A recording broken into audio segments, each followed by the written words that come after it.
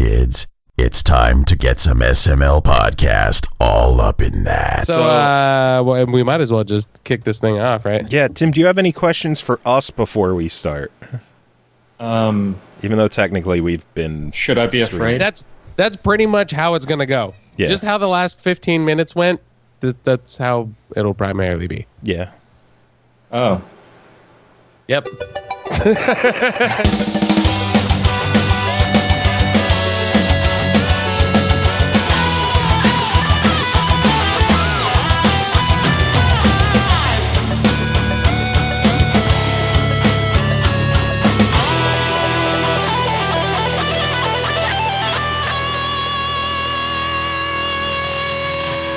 What's up, everyone? This is the SML Podcast. I am your host, Joe. Joining me, as usual, is Chris Huber. Chris, how you doing?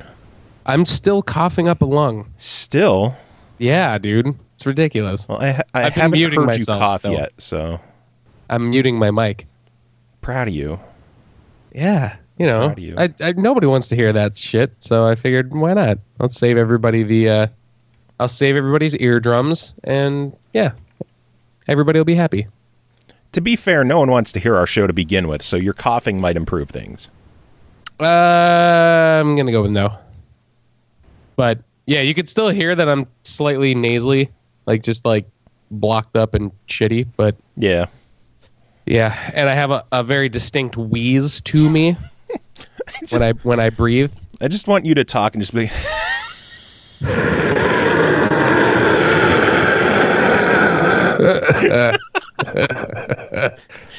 On that note, we are joined by a special guest this week, a friend of mine for God knows how long, composer, musician, writer, all-around awesome guy, Tim Sheehy. Tim, how are you doing? I'm good. A little wired. Haven't had a lot of sleep lately, so I've been up on coffee. But otherwise, I'm good. Any coffee of choice? Right now, yeah, I actually have this stuff called Perdomo. It's German. Trying to remember. I can't remember the name of the brand, but it's really good, and it's really finely ground. And I have to import the stuff off Amazon, but it's delicious. It smells really, really good every time you brew it. So, I've been drinking it for a while now. Sounds fancy. Yeah, it kind of is. You gotta have good taste, right? It's important to have good taste. Yeah, I mean, I could get it, whole bean, or I could get it pre-ground. And actually, I'll be honest, it tastes better pre-ground because they vacuum pack it, and they do a really fine ground on it, and it just ends up sealing in a lot of that flavor. Whereas if you try to grind it yourself, you could easily screw that up. So. Oh yeah, I didn't start really appreciating coffee until I started gigging it extensively and not sleeping much. So, Dalamir, that's the name of it. Dalamir Perdomo, that's the name of the stuff. Mountain Dew is still my coffee of choice. So, could you imagine if they made a coffee flavored Mountain Dew? I thought they did. No, that would be gross, man. No, or maybe it was a Pepsi kind of. No, coffee. They did a coffee flavored Coke. That stuff wasn't bad. I mean, a lot of people thought it was nasty, but I liked it. So I could see that. I think I could get behind that. That's just it's such a dark taste. Do you guys do you remember Royal Crown? But the RC have you ever Cola? had Royal? Yeah. Well, have you ever had RC Draft or Royal Crown Draft? Off Came in bottles. Yeah, No.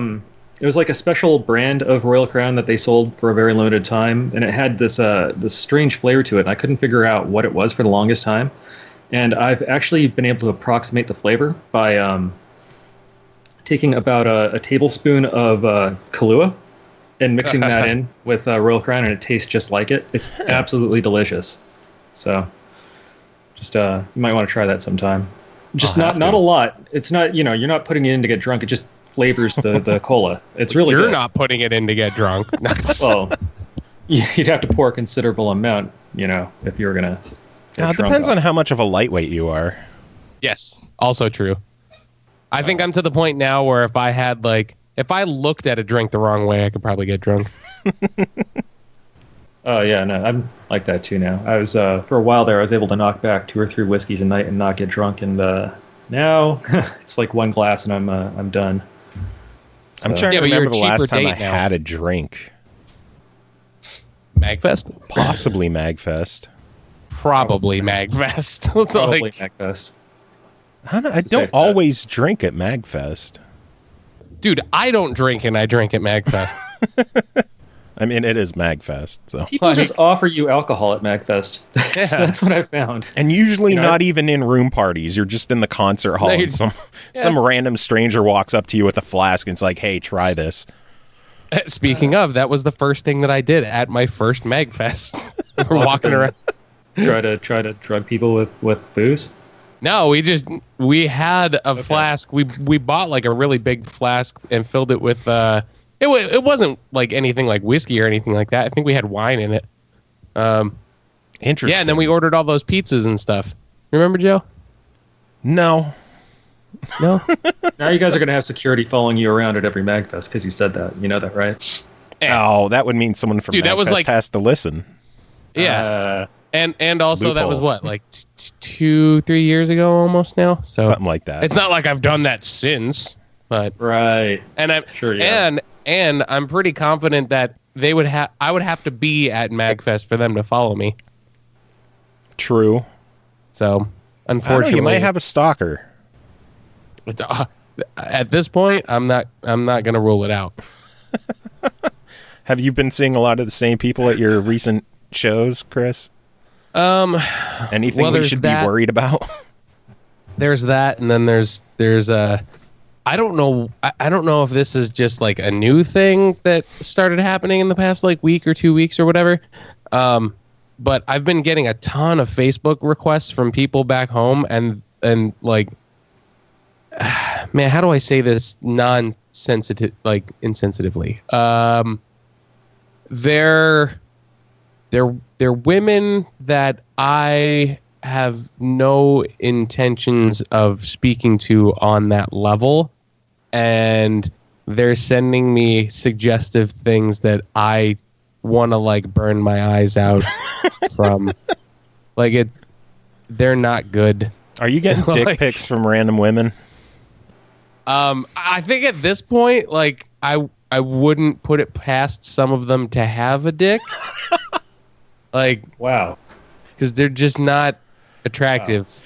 But yeah, so that's a thing that keeps happening, which is weird. Nice. So welcome to the show, Tim. Yeah. This is a regular occurrence. So yeah.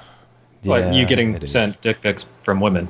Okay. I mean, that's a hypothetical. I haven't gotten a dick pic yet, but I wouldn't put it past some of them.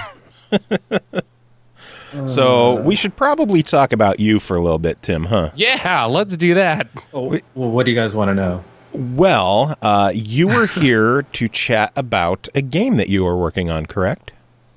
Yeah. I'm on a soundtrack for an indie game that's being made right now. The game is called Grumpy Witch: Emilia's Revenge. It's not really for hardcore gamers. I'll be the first to admit that it's geared more towards E for everyone, like a younger audience.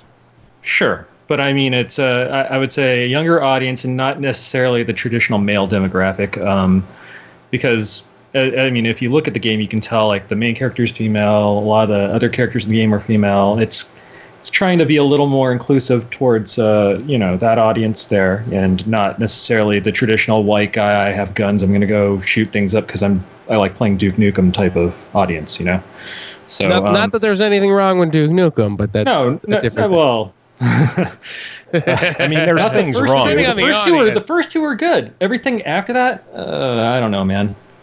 I wasn't a big fan of Duke 3D.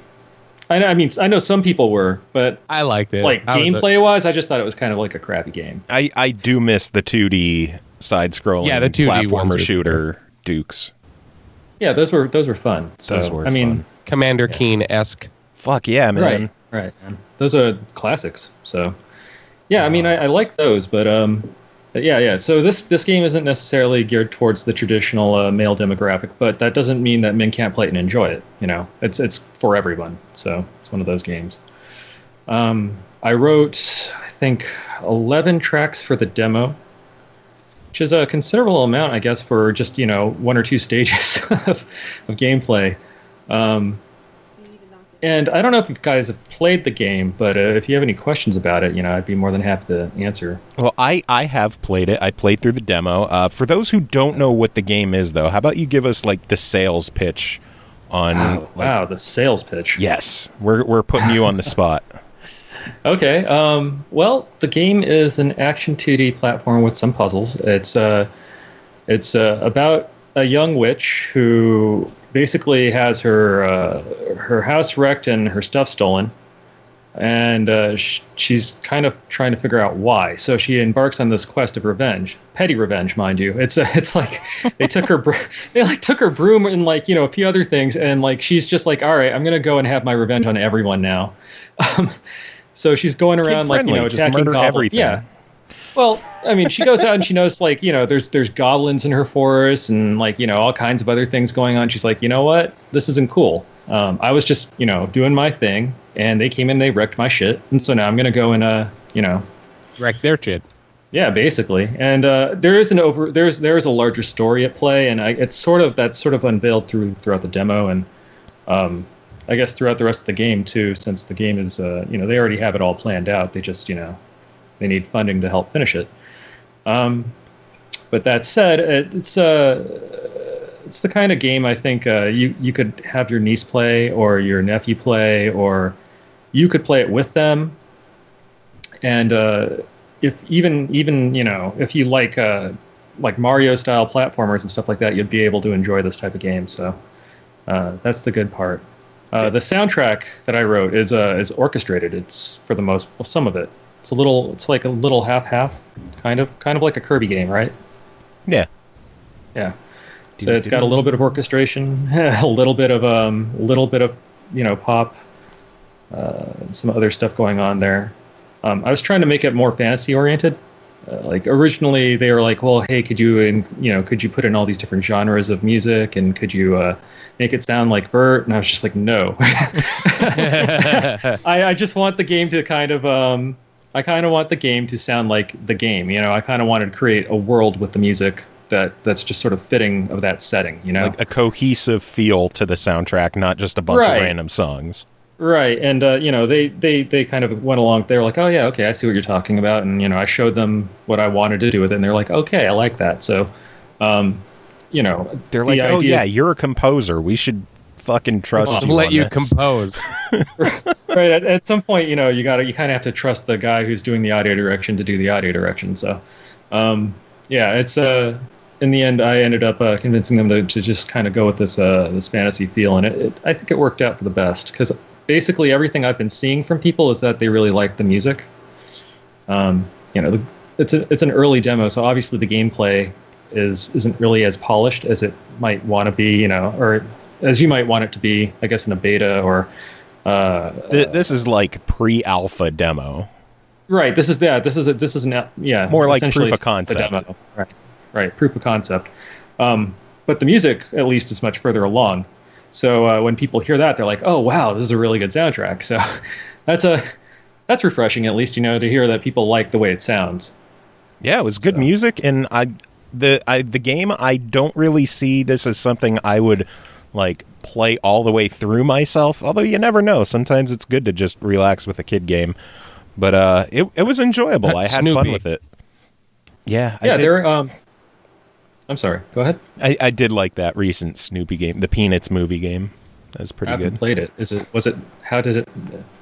What's the game like? It's a platformer. Kid platformer. Yeah. Oh, okay. But it was, I enjoyed it too, actually, more than I thought that I would. Yeah, so, I guess they're updating the demo soon. This weekend, they're going to be adding a flying stage.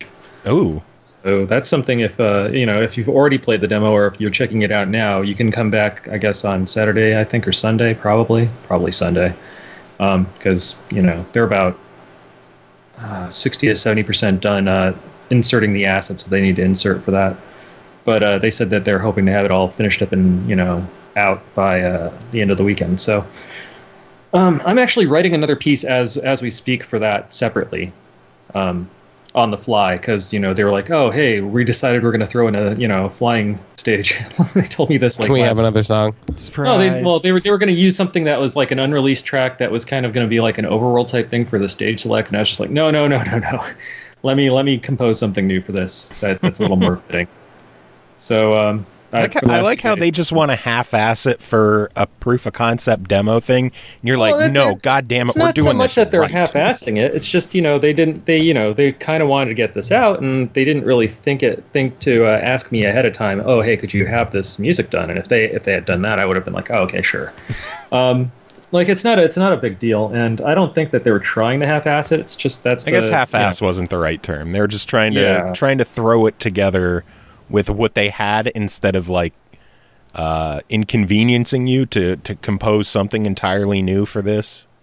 Yeah, and it's sort of that. Yeah, that's kind of the case. And I mean, they sort of already had this flying. They had like an obstacle course set up in the demo, like not in the demo, but in the pre-alpha. Like when they were first creating the game, they had a flying stage set up, and it was very, very much just like an obstacle course. There wasn't really much going on with it. And so they were using like, just the first stage music over again. And they didn't really ask me to write anything for that because as far as I knew, they hadn't planned on inserting that into the demo. But, they saw that people were responding to the demo and they thought, hey, maybe we could let people try out the flying mechanics too. And so since it's sort of like a last minute thought, that's why it's all, on my plate now. So. But yeah. Do you enjoy working under pressure like that, where it's like, hey, here's this thing, you don't want to necessarily half-ass it because, like, oh, you could have easily said, yeah, here's this other thing that we didn't necessarily use. Yeah, you could just roll with that and not move forward. But there's like the artistic integrity of like, no, I have a vision for this. Like, let's quick and get it done. Like, yes and no. I mean, like, the thing is, I like working under those deadlines because I can deliver on them.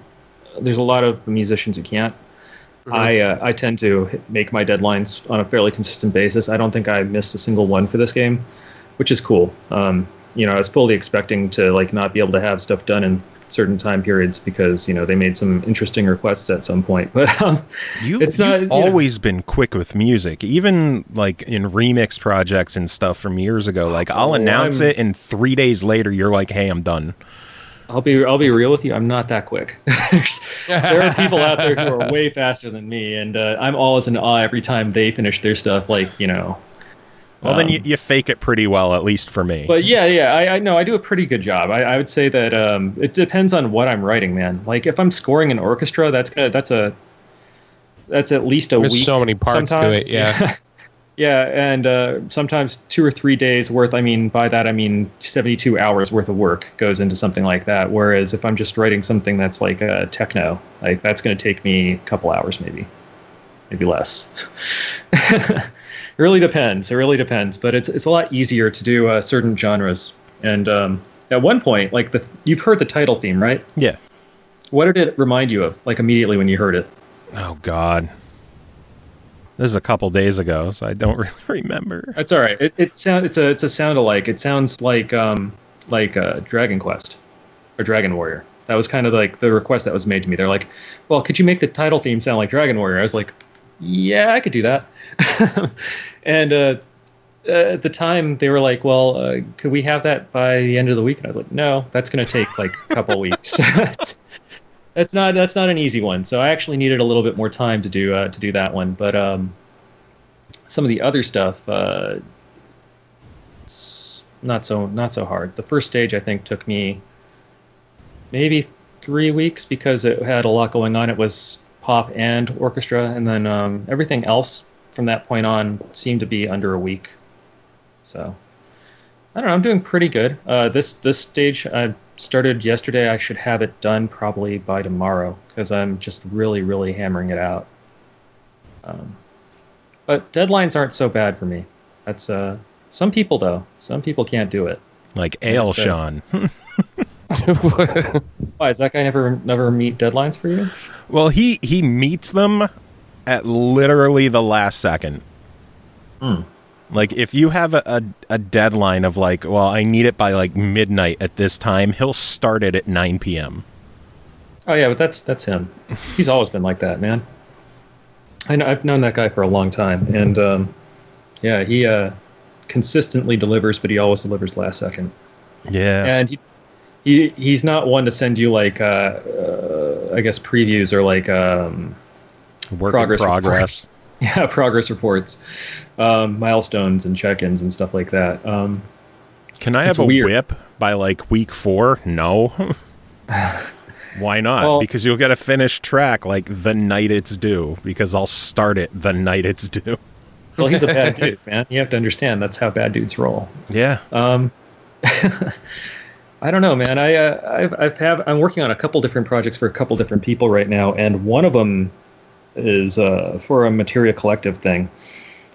And those guys want like, you know, check-ins and, you know, milestones all the time. So I think that's just how they work, though. That's how they're used to setting up their projects. And I've seen other like OC Remix projects and things like that where people ask for that sort of thing. But basically, I mean, the people I normally work with, Mustin and those guys, tend not to be like dudes. Yeah, those guys tend to not really care if you have a work in progress as long as you have your track finished by the time it needs to be finished. So what all are you working on? You mentioned Materia Collective. You're clearly working on the game. About that one. Yeah, I can't talk about the Materia Collective one because it's not officially announced yet. All right, well, you briefly mentioned that, and then the Grumpy Witch soundtrack. What else are you working on right now? What can you talk about? I'm doing a synthwave EP. Interesting. Yeah. I'm really getting into synthwave. It's super fun to write. I'm actually pretty good at it, surprisingly. I mean, I didn't think I was going to be any good at it, and for a while I didn't even think I was good at it. But then I had people like Mustin and those guys like listen to some of the stuff, and they're like, "Wow, this stuff's straight, you know, film score 80s." He even called one of my tracks, he likened it to Harold Faltermeyer, which is Beverly Hills Cop. Oh, God. So when he said that to me, I was like, damn, all right, I must be pretty good at this. I should probably finish, you know, a whole EP and then put out an album, because that's kind of an extended play, and then an album tends to be the blueprint most of these artists follow. So, and then the remix album. It sometimes depends if there's a good single on it. Yeah. But you know, I've gotten 3 or 4 tracks sketched out that I like so far, and I might do a 5th one, and then throw out the EP, and I'm hoping to have that finished by December. But because it's not like a game soundtrack; it's for listening, right? It's not for a game or some other project. It's something that you can listen on its own and really enjoy. It has to I need to spend more time with each track, so at least a week on each track, and that's just to clean them up after I'm done, you know, sketching them out. Then they have to get mastered and engineered and all that stuff too. But so you don't do your own like mastering and everything in house? So you send it out? I could, but in this case, I'm going to probably send it out just because I want it to be kind of pristine. Cool. Do you have anyone in particular that you like always normally go to with that, or no? Does it depend on the project? It probably depends on the project. Usually, it depends on the project. A lot of the times, it's other people are organizing the project, so I don't really have to worry about it so much because they'll have somebody already in mind for the entire album or the entire EP or whatever they're putting out. And in this case, since it's my own thing, I kind of have to be the one who makes the call on that. And so I'm asking around, seeing who's available, and just sort of trying to work out schedules right now. Diggy dis. Hit up Frankie. Man, Frank's a cool guy, but he's been really busy lately. Him with his life. Baby and with life. He's been busy with life. I worry about that guy because I never see him anymore. I mean, I see him like, in email threads occasionally, and he'll pop up on Twitter, but like, he's just really busy. He is. Yeah. So, I mean, as much as I'd like to have him, work on it, I might end up having to go elsewhere. Makes sense. I know Diggy does a lot of the Bad Dude stuff, so. Yeah, I mean, I've been talking to Mustin. Maybe Mustin might help me out with it. I don't know. It's I think a lot of it has to come down with it has to come down to budget. You know, I have to see how much I can pay people, and I don't want to, just ask somebody for free engineering or whatever. That's not cool. You don't do that. So, I mean, and trust me, I'm sure I have some friends who would do it for free, but I'm not, I don't like taking advantage of people. Yeah. Sure. Yeah. So. Makes sense. Just, that's a thing. What are some of your favorite game soundtracks like growing up? Man, geez, that's a tough one. There's a lot of good ones. Geez, where do you want to start? Because I mean, I had a Sega Master System, man. What was one of the ones that inspired you to go, hey, I want to try doing this? Well, sure. Yeah, okay. Do you remember Lunar the Silver Star for Sega CD? Hell yeah. Yeah, man, I have that, and that was one of the first soundtracks that really, really, really moved me. Did that have Streets the soundtrack on the disc? Because I know a lot of Saturn games did. Nice. It was a Sega CD game, and yeah, it did. Yeah, it had the soundtrack on the disc, which was really cool. Those were cool days where the game would still be super small, but there's all this extra disc space. Let's just make it a fucking CD. Oh yeah, man, there was Red Book Audio. There's voice acting in that game. Geez, there was a lot of games though that I liked the music for back in the day, and it kind of made me want to write game music. That was certainly one of them. Chrono Trigger, I think, was probably a big inspiration for a lot of people. Ninja Gaiden. Yeah, fuck yeah. 1 and 2. And Double Dragon, man. I loved those games. Fuck yeah, Double Dragon. Outrun. I don't know if you guys ever played the original Outrun, but all the music in that game was just the quote unquote guitar solos in Double Dragon were just outrageous. So good. They were surprising. There wasn't a lot of games back then that took advantage of having longer pieces of music. They just sort of stuck to their 16 bars or 24 bars or whatever. But Double Dragon was one of those ones where they sort just of went kept going. Oh yeah, I loved it. It was really good. So yeah, man, Double Dragon was a classic. It's a favorite of mine. Geez. And those are some tough. Like I've attempted on a couple different occasions so far, redoing a Double Dragon song, but some of that stuff is it's tough. Like it's really tough to try and transpose and rework over to a guitar or something like that. Like, whew. Oh yeah. It was fake as. I mean, you just could not even for some of that stuff. You just have to sort of find a way to do it, like fake it, I guess. Yeah. But there's a couple runs in particular that in those solo sections that I'm like, there's no fucking way. Like I can't. I've only got so many fingers. Like I can only do so much. Yeah, get an extra hand. I may have to, man. Get one of your bandmates to help you out. I'll do like that. What was it? I can't remember the name of the band, but they pretty much got famous just by everybody playing the same instrument. Walk the Moon or whatever, something. I don't remember. I don't know the band, unfortunately. I don't know. No. Joe, I'm only throwing it out there just because maybe you had some of their DLC on Rock Band. I don't know. They had Rock Band DLC for it. Rodrigo and Gabriella are a guitar duo, and they have 2 songs in Rock Band. That's about all I know. Oh man, it's all about that Rock Band DLC. Apocalyptica, all on violins and shit, cellos, whatever.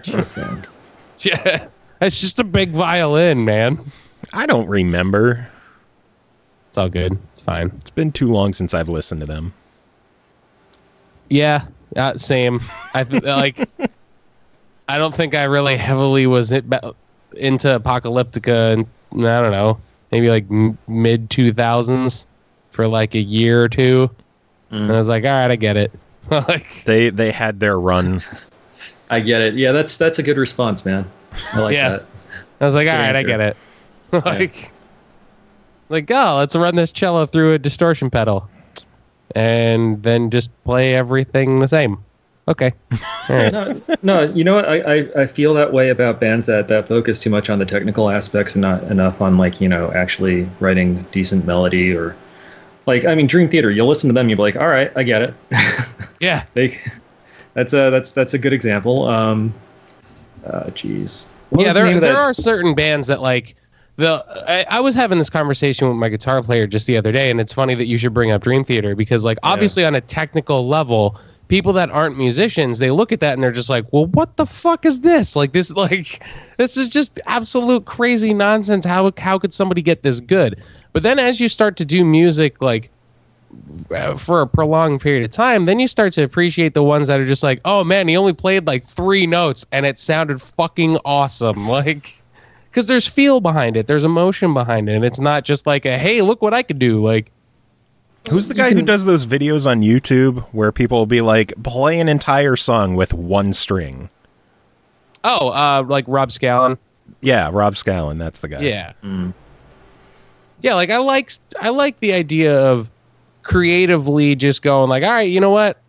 Hey, I'm gonna gimp myself purposefully and see what happens. Why not? Like, that's what chiptune artists do every day. Pretty much. Yeah, they gimp themselves purposely and then just see what happens. But but no, I get it. And what happens is you end up with canal syndrome. Because you'll be a musician, right? You'll be big into like the technical aspects. You'll be like, oh man, this is so great. And at some point you kind of realize like, oh, all right, well, maybe that's not as important as I thought it was, when I was in college or whatever. Yeah. And you start appreciating actual melodies and wanting to write, songwriting, not just, all the aspects that go into that, not just the parts where it's like, oh, okay, I'm just going to do this 32-second note run up and down, on a chromatic scale for like 2 minutes straight. Yeah, you obviously don't want to be predictable. Right. I love that it's Kunal syndrome. It's funny because he recently tweeted that like not too long ago. He said something like about how he was big into all that technical stuff and now he's sort of coming around to what some of me and other people like Dale have been saying for a while now, which is you need to write good melodies and be able to put out something that people can listen to and enjoy. It's still like approachable. Yeah. Like I think that's a really good way to put it though. Like accessible. Yeah, you don't want it to be so out there that it's off-putting. And I think like Dream Theater is a good example of that. Like for certain people, they'll look at it, they'll listen to it, and they'll just go, "Oh, well, this is noise. This doesn't make enough fucking sense." Because their ears want to take them to a certain place, and they just won't let them go there.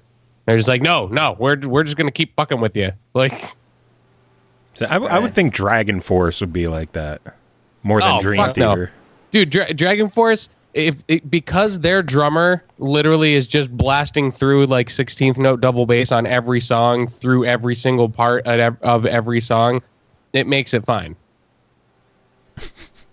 It's because literally the entire song, all you hear is like, and it just doesn't stop. Like, yeah. And then they just jump off their amps every 2 minutes. That was just really funny to hear for some reason. Yeah. Like it's just fucking, yeah. Their drummer's awesome. Don't get me wrong. I love power metal drummers. I love power metal drummers because they just lock in. They're just like, all right, 16th notes for the next 4 minutes. Let's go. 4 minutes. That's all. We're talking about Dragon. That's like 7 minutes a song. Well, no, because you have to have the break in between. Yeah. Like, it's cardio, man.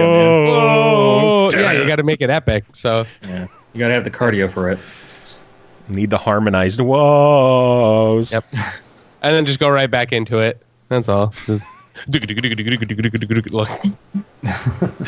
I actually used to listen to a lot of power metal when I was back in like just coming out of middle school, entering into high school, because that used to be the soundtrack to when I used to play a lot of Diablo 2 and Counter-Strike. Oh. Like that changed it all. Because that's pretty much all I fucking did today was I did like 3 or 4 Counter-Strike competitive matches, and then like leveled up my guy in Diablo for a bit. Like, Shocking. I know, right? Sounds like some hard work you put in there. Oh yeah, I had a really fucking tough day. He's a busy guy. I know. So Tim, what are you playing these days? What do you mean? What am I playing instrument-wise? Game-wise. Yeah, that Or too. game-wise? Oh, okay, game-wise. Do you even game anymore? I know. I do. It's just I haven't been able to sit down and the last game I started playing, and I think I'm about maybe halfway through it, is Deus Ex, the new one. Nice. How is it? It's fun. I hear it's short though, so that's why I'm a little worried. I Do you think you'll sadly not. You think you'll played it still yet. get your money out of it? Probably.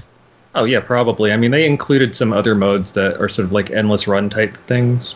Well, not. I don't mean endless run, but it's never ending, where you just enter one, almost like the Metal Gear VR missions, sort of. I like that game. Yeah, except you're put in different scenarios where you have to like run through and hack nodes and then kill dudes, but it's all in like a 3D VR setting. It's not just like on a screen where you're hacking things. So yeah, it's kind of fun. But other than that, no, not really. I mean, I did play quite a bit of and I'm embarrassed to admit this, but what was that game that came out recently that everybody hated? No Man's Sky? Yeah, No Man's Sky. I played a bit of that. Wow, I got it on the first try. Yeah, no, I was going to say Call of Duty's not out yet, but everyone's hating on that. Not a hard guess, man. Not a hard guess. Was No Man's Sky. Yeah, no, I played a bit of that, and I mean, I like space games and I like exploration, so I was able to stomach it probably a little easier than most people. But yeah, the game had problems. I'll be the first to admit there was lots of issues there. Not the least of which was the music, which I couldn't, I mean, you thought it was going to be good because, they put out that one song and you're like, oh, all right, this is cool. I can hear a whole game like this. And then like you play the game and you're just like, wow, this is probably the worst implementation of interactive score I've ever seen. Yeah. Yeah, and so I was not happy with that at all. Instead, I ended up muting the soundtrack and literally playing like Mitch Murder and like stuff like that over it. Like Dragon Force in the background. well, right, but like That's the synthwave trick. stuff, just because it's space. It's a space game. I figured synthwave stuff would fit better, so that's what I was listening to at the time. It actually was a better game with that stuff in it. So that's kind of rough, but that's the truth. Yeah, I ended up getting rid of No Man's Sky. I traded it in. It was such a disappointment. Yeah, I mean, I wasn't, I was not happy with it, but then again, there hasn't been a lot of good space games. Rebel Galaxy was fun. Played a little bit of that. Yeah, what little there is No to it. Pulse reviewed it for us a while back, and he said it was really fun. So one of these days, I'll give that game a go. I would certainly say, for the most part, it's a prettier game than No Man's Sky. So that might be worth checking out, at least if you like the visual aspect of space travel. But and all I'm that guessing shit. there were less dick-shaped aliens in Rebel Galaxy. Yeah, maybe. I think that's... More. No, I'd say probably less dick-shaped aliens. That's... Man. I keep wanting to say Rogue Galaxy instead of Rebel Galaxy. Well, I never encountered any of the dick-shaped aliens in No Man's Sky, but I've seen screenshots, and it's some scary stuff, man. Yeah, there were a lot of phallic things in No Man's Sky. Phallic. And that wasn't intentional at all. It couldn't have been. It It just had to be like a glitch in the code. It could have been. I think they snuck a dick shape in there, not expecting it to show up as often as it did. And then That it might be it showed up too. everywhere. It could have just been one guy's joke. I don't know. Who But knows? yeah, you're right. People have snuck in weirder shit into games. Very that's true. That's true. Hot coffee. Yeah. I challenge. Speaking of which, I challenge you to find a 34518 in my soundtrack. I'm sure there's one in there. Oh, in Grumpy fact, Witch? I did. Yeah, I think I did one in a. I might have done a 34519 at one point, but I think I snuck in a minor chord variation of it somewhere. The good old cum shot. Geez. It hasn't shown up as much recently, but when you hear it, it takes you back to a simpler time. It does take you back to a simpler time, but I'm working. I tried my best not to just blatantly throw one in there. It was kind of I had to skewer it a little bit. It's like Jake's I have to start doing games. it more.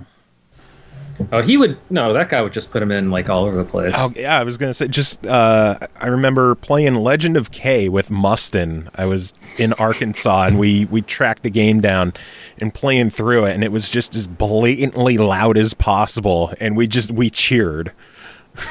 It's like, hey, it's this big PS2 release from Capcom. Jake did the soundtrack. Come shot, yay! It's almost like our Wilhelm scream. That's kind of what it is, You just kind of throw it in there at some point. So I really like the Quantum Leap one. Yeah, the Quantum Shot. The Quantum Shots. I think that one's my favorite. Oh man, now I'm gonna have to throw that in somewhere. You're making me think about it. Oh, dude, it's awesome. you can't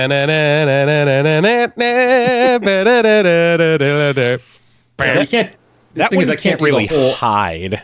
Yeah, and you can't do the whole thing no, but I'm saying you can't do the whole thing as an 8-bar measure, because that would get you sued. So yeah, but you could just change the pattern. Yes, that's true. I mean, there's all kinds of things. Change the there's rhythm. all kinds of things you can do. You can change the rhythm up on that, and that might make it okay. Yeah, you could do plenty of things.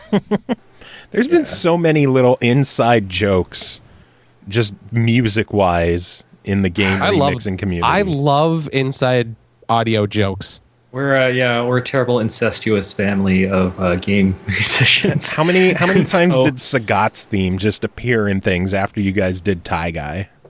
Quite a bit. In fact, there might be a Sagat reference somewhere in the soundtrack. Yes. I'll have to double check that one, but I might have thrown it in the boss theme at one point. Fucking Tie Guy, that was incredible. Oh man, yeah, Tie Guy was a pretty great album. I'm thrilled I got to work on that one. I just wish that we did another with Guile. I think we should do one with Guile's theme.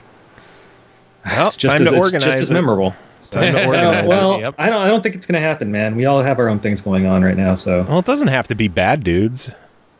Yeah, no, it has to be Bad Dudes. You can do one. Chris can do one. There's 2 songs on this episode alone.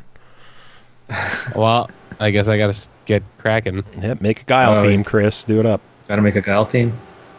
Oh, I just got a new 7-string. There you go. Do it up. Which I'm excited to start messing around with. You play a lot of guitar? Here and there. I mean, I'm primarily a drummer, but like I've had to do a lot of guitar stuff for the stuff that I put together. So. Oh well, I apologize ahead of time for any of the drumming or any of the percussion in my songs. Oh, dude, they're all right. I accept the fact that the majority of composers that I talk to are not primarily rhythm percussionists or rhythm players, first. So that's fine. I'm okay with like 4 on the floors and whatever works for the song, man. I don't give a shit. A lot of what I'm discovering is that a lot of game musicians sort of base their melodies around their rhythm, which that's not a good thing, man. I mean, it's cool, and it's easy to do that, and I think a lot of people just get comfortable doing it. But if you're writing a song and you're just trying to write a decent melody, you really can't base it around rhythm. You kind of have to just write. And if it fits a rhythm, then it fits a rhythm. But yeah, in my opinion, it's if you're trying to write a decent melody, you should be writing the melody first, not the rhythm. Yeah, I could see that. Absolutely. I think. I think it also depends on the people's influences. I think a lot of the primarily metal type of remixers, they tend to draw a lot more influences from bands like Meshuggah and Fear Factory, and ones that are very insistent on accenting the rhythm more so than whatever the melody might be. No, I get that, man. And I think if you're trying to recreate that same feel, that makes perfect sense to do. See now, and there's people that do that, but still add a lot more to it. Like the newer Doom soundtrack, like there's a lot of riffy, like low tuned, chuggy kind of metal stuff going on, but it's more like, you know, with the other layers on top of it, kind of giving it more of an industrial feel. Like it's, I don't know, it's more complex than that. I'll have to go and listen to the new Doom soundtrack then. Oh, it's awesome. It is so heard it's good. I heard it's good. Yeah, it's really. You're not the first person to tell me it was good. I just haven't had a chance to sit down and listen to it. I haven't even played it. Is it do you guys know if it's any good, the game? Oh, it's fantastic. Really? Yeah. So they actually did a good job making a new Doom game. That's yes. Oh, that's impressive. Mm-hmm. Yeah, that's like I played through the demo at least on my PC, and holy crap, the PC version is just whoo. Yeah, it's fantastic. It's really, really nice. It brings you back to the whole Twitch shooter kind of reactionary gameplay style. A lot of people were worried because it didn't have advanced review copies, and they're like, oh god, this is going to be a train wreck. And it came out and everyone's like, this game's really fucking good. Like, not everyone was too into the multiplayer stuff, but the single player they said was phenomenal. And the game, it was a lot of fun. It was great. Oh, that's great to hear. Because when I was seeing, like, when I was working in the press, because, you know, before I was a game composer full time, I was working as a writer. And back when I was in the press, I remember seeing a lot of the preview build, like, screenshots, and I was a little worried. I'll just put it that way. You know, I wasn't sure how the game was going to end up looking when it was a finished product. So I hope one day our show's big enough to get screenshots of a Bethesda game. Yeah, well, I mean, yeah, right. There was stuff they were releasing, you know, through not just your site, but like I'm talking about, like, you know, stuff they're just putting out there in press releases. It wasn't, you know, they weren't hiding it behind anything. Yeah, it's just pretty close to release, you know. So I don't know, man. It's like people were screenshotting the trailers from the E3 thing, and I think that was part of it. When they had that E3 reveal trailer. Yeah, or I guess it might have been a GDC trailer even. I don't remember. It was a while ago though. It looked scary, and you know, on top of that, and by scary I mean not good. It didn't look, you know, really polished at the time, and it could have just been because they were bad screenshots or something. But anytime you reboot something that's like a classic franchise like that, there's so, like, it's so easy to screw that up, you know? Yeah. So, you know, I was worried on that part, you know. I figured they would I didn't really trust them to put out a good product. Because Bethesda hasn't impressed me, you know. Yeah. Well, they nailed it. So, hey, I like Fallout. I thought Fallout was okay, but I don't know, man. I thought it could have used a little bit more work. Yeah, if you're going to talk about an underwhelming Bethesda game, at least mention Brink. Oh, yeah. You know, I had a free copy of that I never played. No one did. Yeah, dude, that's what's horrible about it. They couldn't even give that game away. Well, they did. I mean, I had that copy. I just, you know. I just never played it. Didn't play it, yeah. No lie, I saw copies of Brink at Big Lots for $5. Well, I think that's probably overpricing it. And the best part is you could tell they were still like the launch copies because they had the sticker? street date sticker on the top, the bright orange one. Oh, do not sell before. It's okay, they won't. No, I'm not one to talk. Like, the game I'm working on right now isn't necessarily going to be the greatest game ever, but and I mean, if you've played the demo, you can tell the gameplay's a little floaty and things like that, and I'm sure they're going to work to tweak that and make it better. But when you're launching a huge commercial project, like a huge commercial product, like a AAA product like that, and it flops that hard, you have to wonder. Yeah. Like where did it go that wrong? Yeah, and was it just a giant tax write-off for them, or like how did that work? Maybe. Yeah, Never even really thought of it that way. It could have been. It could have been. There's been a number of games that just seem to flop really hard lately. Like Evolve seemed to be another one. Battleborn seemed to be another one. Yeah, but you know what though? Like I never played Evolve. So I thought Evolve flopped because there straight up just wasn't enough content. Like I heard it was pay to play. Well, there wasn't. It was just the multiplayer, right? Yeah. Yeah. So it's just a multiplayer only game. Well, and there might have been offline with bots, but it was still basically just a 4-on-1. Just do the thing over and over. Yep. Yeah. Was it even balanced? Because I remember that being like part of the marketing was that you were, it was 4-on-1, so it had to be sort of unbalanced. But I don't know. I mean, the most doesn't I strike me played as a of it fun was game. during the beta, and it was, it was entertaining, but I definitely enough to didn't see myself up the whole dropping game. $60 for it. Yeah. Hey, guys, don't hate me on this. I actually enjoyed the new Battlefront. I've heard a lot of people do. So It's not, and don't get me wrong, it wasn't. I would have much rather have had First Strike or whatever they were working on, which I think was what LucasArts was making before they canned the game when the studio got sold to Disney. yeah. Like that game actually looked pretty good from what I understand, and the soundtrack was phenomenal. But I don't know, man. This new one, like, it just kind of felt cookie cutter, but I liked it. Probably just because I was so familiar with the gameplay from, Battlefront, or not Battlefront, but Battlefield. Yeah. Yeah. And I think I got a bad rap, because not enough people gave it a chance. I don't know. It seemed to have sold pretty well. They're still putting out DLC that still has a decent number of players. It's just... It probably could have Is been it really? bigger. Yeah. Yeah, it wasn't not a flop by any means. Yeah. Oh, I didn't think it was a flop. I just, I thought it got pretty negative reviews all around from most of the, gaming press. Yeah, I think most people pretty much chat all over it.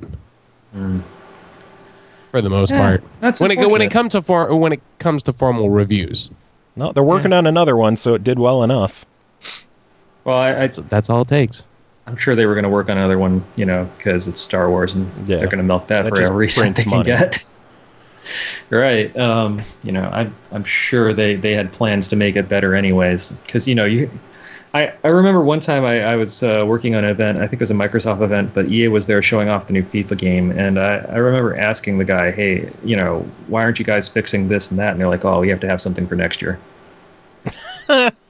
I mean, he was probably half joking when he said that, but there's probably some truth there. Like, Yeah. There's That probably doesn't some shock truth there. me at all. they probably looked at their list of to do. They're like, okay, what can we fix this year? All right, let's just check off these 5 or 6 things, and then next year we'll save these things for next year because we know we're going to be putting out another one. Why not? It's incremental for them. That's incredible. See, I kind of figured that's how it works because, like, there was a running thing with Maddens that every other one was the one that you had to pick up because that's when things drastically changed. I guess that wouldn't surprise me, but from what I understand, they've actually been making these FIFA games worse. So I don't know. That's a bummer. Yeah, like everybody I know who plays them, like they'll tell me, "Oh man, I don't know what they did this year, but they fucked it up." So I just want a new Sega Soccer Slam. That game was amazing. I never played that. It sounds amazing. Oh, it was so good. Is it like an all-star soccer game where they just take all the characters from different franchises and throw them in? No, it was just an over-the-top, like 3-on-3. It was That's crazy disappointing. soccer game before Mario Strikers. Okay, so it was like Soccer Blitz. Pretty much. Yeah, no, that's really sad because I mean I would have really liked Rio from like Shenmue to like be kicking the ball. Or like That'd be amazing too. on the field with his forklift, trying to play soccer. and the soccer awesome. ball would be monkey ball instead of an actual soccer ball. Fucking eye inside the ball. Right? Yeah. I mean, Sega. See, if you're listening to this podcast, Sega, you should just be you should hire me to write all your game ideas. There you go. I have all the best ones. Trust me. You're gonna bail on Grumpy Witch and go work for Sega now. No, I don't think I'd ever bail on these guys. I like them too much. They're cool people. But Sega, yeah, I wouldn't mind working with them. I like Sega. I wouldn't mind do another Namco again, Dreamcast. but Sega, I like them. Sega. Yeah. Oh, I need to get that collector's edition Sonic thing. Yeah, Amazon, do it before it's gone, man. Fuck. I keep forgetting about that. You dick. Do it right now on the show. No, Just do it. no, no, big you can't Sonic make me. I just want the button. Oh, okay. There's a collector's edition they're putting out with the newer Sonic. That's like a little statue of him standing on top of a Sega Genesis, and when you hit it, it does the Sega. That's cool. Yeah, I'm excited for that. Yeah, It's a nice looking statue, too. yeah, it looks pretty nice. Ugh, jeez. The hell was that? That was a slight hiccup, Nice. and my chair squeaking. I don't know if you could hear that. Oh, man. Well, Tim, I know we're coming up on about an hour. I'm not sure if there's anything else you want to talk about. No, I mean, people if they want to at least support the game so that I can write a full soundtrack for it, because trust me, the audio is, the soundtrack at least is very good, and so I'd like to be able to finish a full soundtrack. So if they want to contribute, like even $1 to the campaign, that'd be great. Tell us about the campaign. Where is it? How can people support it? Well, it's an Indiegogo campaign, not a Kickstarter campaign. And I think they decided to go with Indiegogo because it's a little more flexible in terms of what you can do with the money when you get it, and not necessarily rip people off, but when people donate to a Kickstarter, if the Kickstarter flops, all that money goes back to people. The company is pretty much screwed. There's no way to continue working on the game unless you find some sort of other way to fund it yourself, that sort of thing. With an Indiegogo campaign, when people contribute money and it's a little more flexible, you can keep a portion of that money and use it to further development of the game. And I know that they are passionate about this game and they want to get it done, so they're going to find other ways to fund it if the campaign isn't successful. But even if they were able to raise a portion, even a small portion of what they're asking, it would go a long way towards convincing investors and other people to get involved in the process. And so I think that's probably, it's better that they're running it on Indiegogo in that regard. In terms of visibility, I think if they had decided to go with a Kickstarter, probably have gotten a little bit more visibility, just because more people are familiar with Kickstarter. Yeah, well, I know we're trying to help get the word out, and you coming on the show is clearly going to get all the visibility in the world. Hey, it's better than nothing. Indeed, indeed. I'm just giving you guys a hard time. It's okay. We give ourselves a hard time all the time. No, it's fine. I'm looking forward to it. I'm sure if people, even if they contribute $1, that's gonna go a long way. There's a lot of talented artists working on the game, so I'm sure they could appreciate the money too, and they have a breakdown of how everything's going to be spent, so that's a thing. If you want, though, are you guys going to be posting a link somewhere? In the description below the video or the MP3 or whatever way you're checking this out, there will be a link to the Indiegogo in the description. So feel free to check below, hit the link, and throw a few bucks their way, because the game is cool. You can play it with your kids. You can play yourself if you want. You can listen to the Not soundtrack. going to judge. The music's going to be really good too, and it's. I think they do have some reward tiers with a digital soundtrack and all that stuff, but the more money they get, the better chances I'll have of getting things produced in the way that I'd like them produced for you guys. So, do you plan on releasing the soundtrack separately at all? Yeah, that too. Nice. Yeah, so it will be available for purchase separately, assuming that the game does end up getting funded in some manner. Either if it means having to go out and get a publisher, or having investors throw some venture capital at it, or whatever. Because a lot of game companies, they have to pull in their funds from all kinds of different places these days. But if it gets a little further along, I'll definitely be releasing a full soundtrack. Otherwise, the demo soundtrack might be available shortly after the campaign at some point. Just it depends on when we can get it all polished up for people. Yeah. Well, how can people stay in touch with you? Twitter is I would say Facebook and places like that, but to be perfectly honest, I spend more time on Twitter than anywhere else, or through Discord or something. But I would prefer people just follow me on Twitter. It's at Tim Sheehy. There you go. Good stuff. It's yeah. Well, Tim, I know we're going to play a couple of your songs at the end of the show here. I know you sent a few to me. That's unfortunate. Hey, I gotta. It's contractual. So tell us about the songs that we're going to be playing, and I'll probably toss a couple of my own favorites on as well.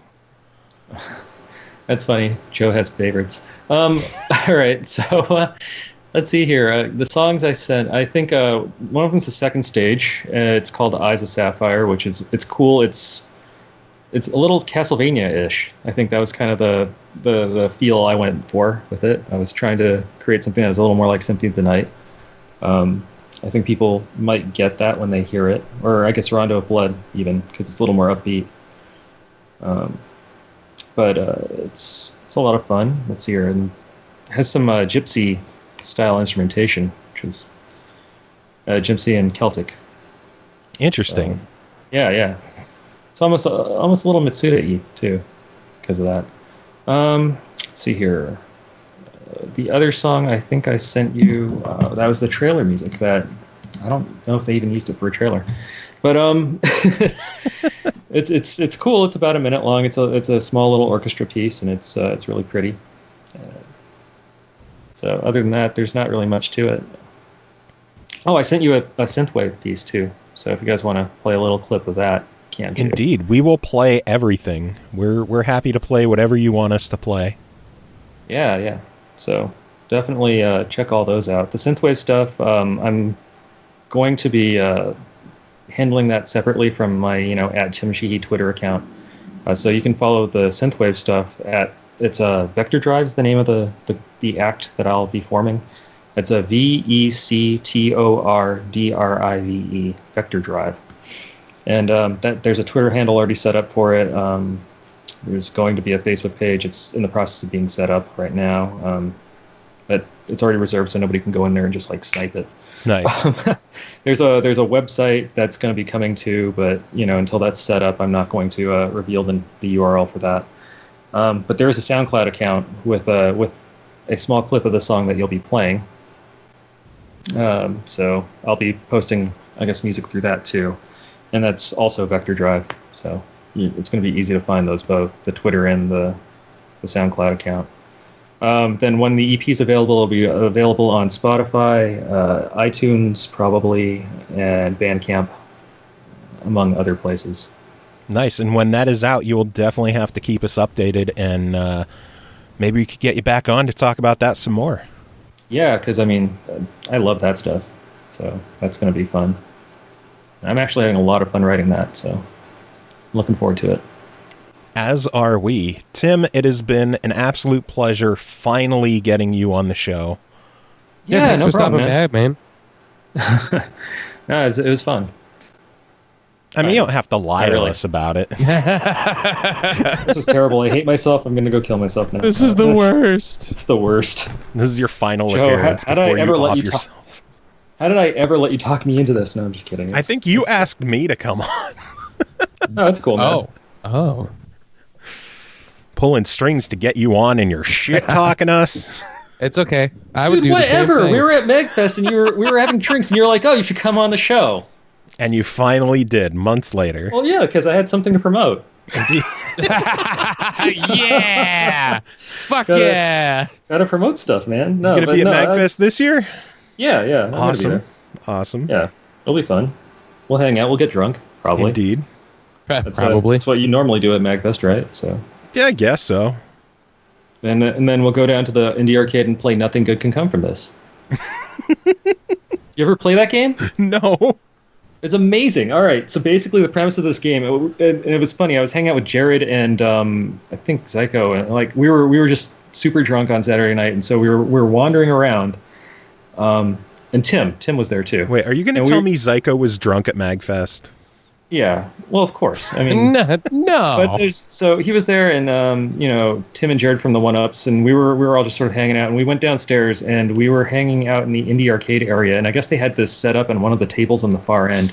There's this indie game called Nothing Good Can Come From This, and what it is it's essentially a PvP game where it's just two guys in a square room. The graphics are super simple, like 4-bit Atari style graphics. And a gun drops from the ceiling, and there's a bullet that drops separately.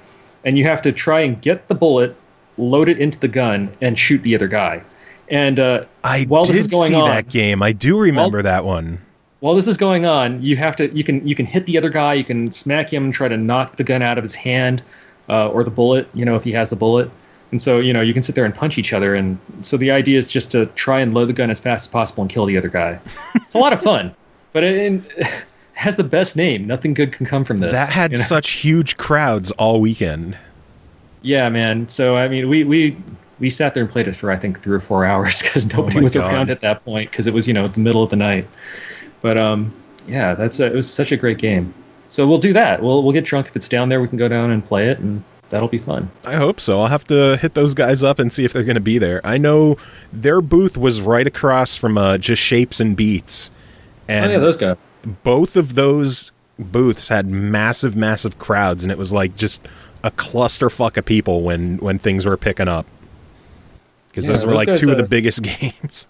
Yeah, they had a lot of people there. I remember that. They were trying to tell me about the game, but people kept interrupting them. It's unfortunate. But yeah, I'm looking forward to all that. So. Sounds good, man. So I will see you at MAGFest, and thanks again for coming on, man. Yeah, no, thanks for having me. Thanks for stopping by, man. Pleasure meeting you guys. Do you have any final words for our listeners? Don't listen to anything Joe ever says. Chris seems like a cool guy, but he's associated with me, so that. But I'm associated with Joe. Yeah. That makes sense. He does hang out with Joe. Yeah. Not physically anymore, though, because I'm in another state. So you do not live in my closet anymore. Nope, I am not his gnome. You lived in his closet? Yes, basically. Yes. Oh, that's unfortunate. It's a spare bedroom, technically, but it's kind of a closet. It is. When you moved in, did you think it was a bedroom? It's like a crib room. It's tiny. It's like a closet. That's sad. Hey, I'm not there anymore, so whatever. It was better than a street, you asshole. Exactly. You ungrateful bastard. I have a large, spacious bedroom now, and I enjoy it greatly. Well, never forget where you came from, you son of a bitch. Yeah. Oh, trust me, I don't. He's climbed to such great heights. I look in the corner of my room and see that Diablo poster every day. Nice. Did Joe give you a poster? Yeah, he did. Oh. Because I care, see? Because he knows that Diablo's my bae. Did you really fucking say bae? You Yep. piece of shit. I said it just to rile you up. Oh my god. Why do you have to say that, man? Just the hurtful things you say. I did it for the lulls. You piece of shit. Oh my god. All right, man. All right, take it easy, Tim. Thanks again for joining us. See you, dude. All right, bye. God damn it. Oh, Chris, you piece of shit. I couldn't help myself. Chris, I couldn't you piece help of myself. Shit.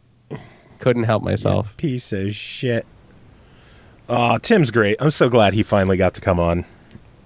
Hey, seems like a cool dude. He's pretty good. Pretty cool.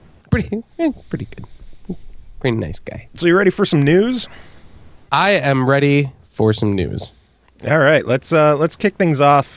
We mentioned that Doom didn't have any advanced review copies. There's another game that is not going to have any advanced review copies, and people are getting worried.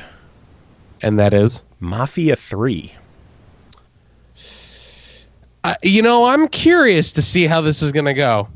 I'm very curious to see how this is going to go, because I forgot that was getting released this month until I started realizing how many fucking games are getting released this month. Yeah, there's people getting worried. There's a lot. There's a lot. So I forgot about Rivals. I don't know how I forgot about Rivals. Yeah.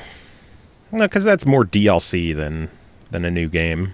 But you gotta get the disc thing. No, you don't. You could just buy the DLC. I might just do that, actually. Yeah, you could just get the DLC for $30. Yeah, I'll probably just Make sure to pre-order it to get the songs. All right, I guess I got to pre-order. Yeah, otherwise you're going to miss out on 10 free songs. Are they 10 songs that I care about? Probably not, but 10 songs are 10 songs. True. Very true. So I'll never want to play them, but I'll end up playing them. But you'll have them for when we play together online.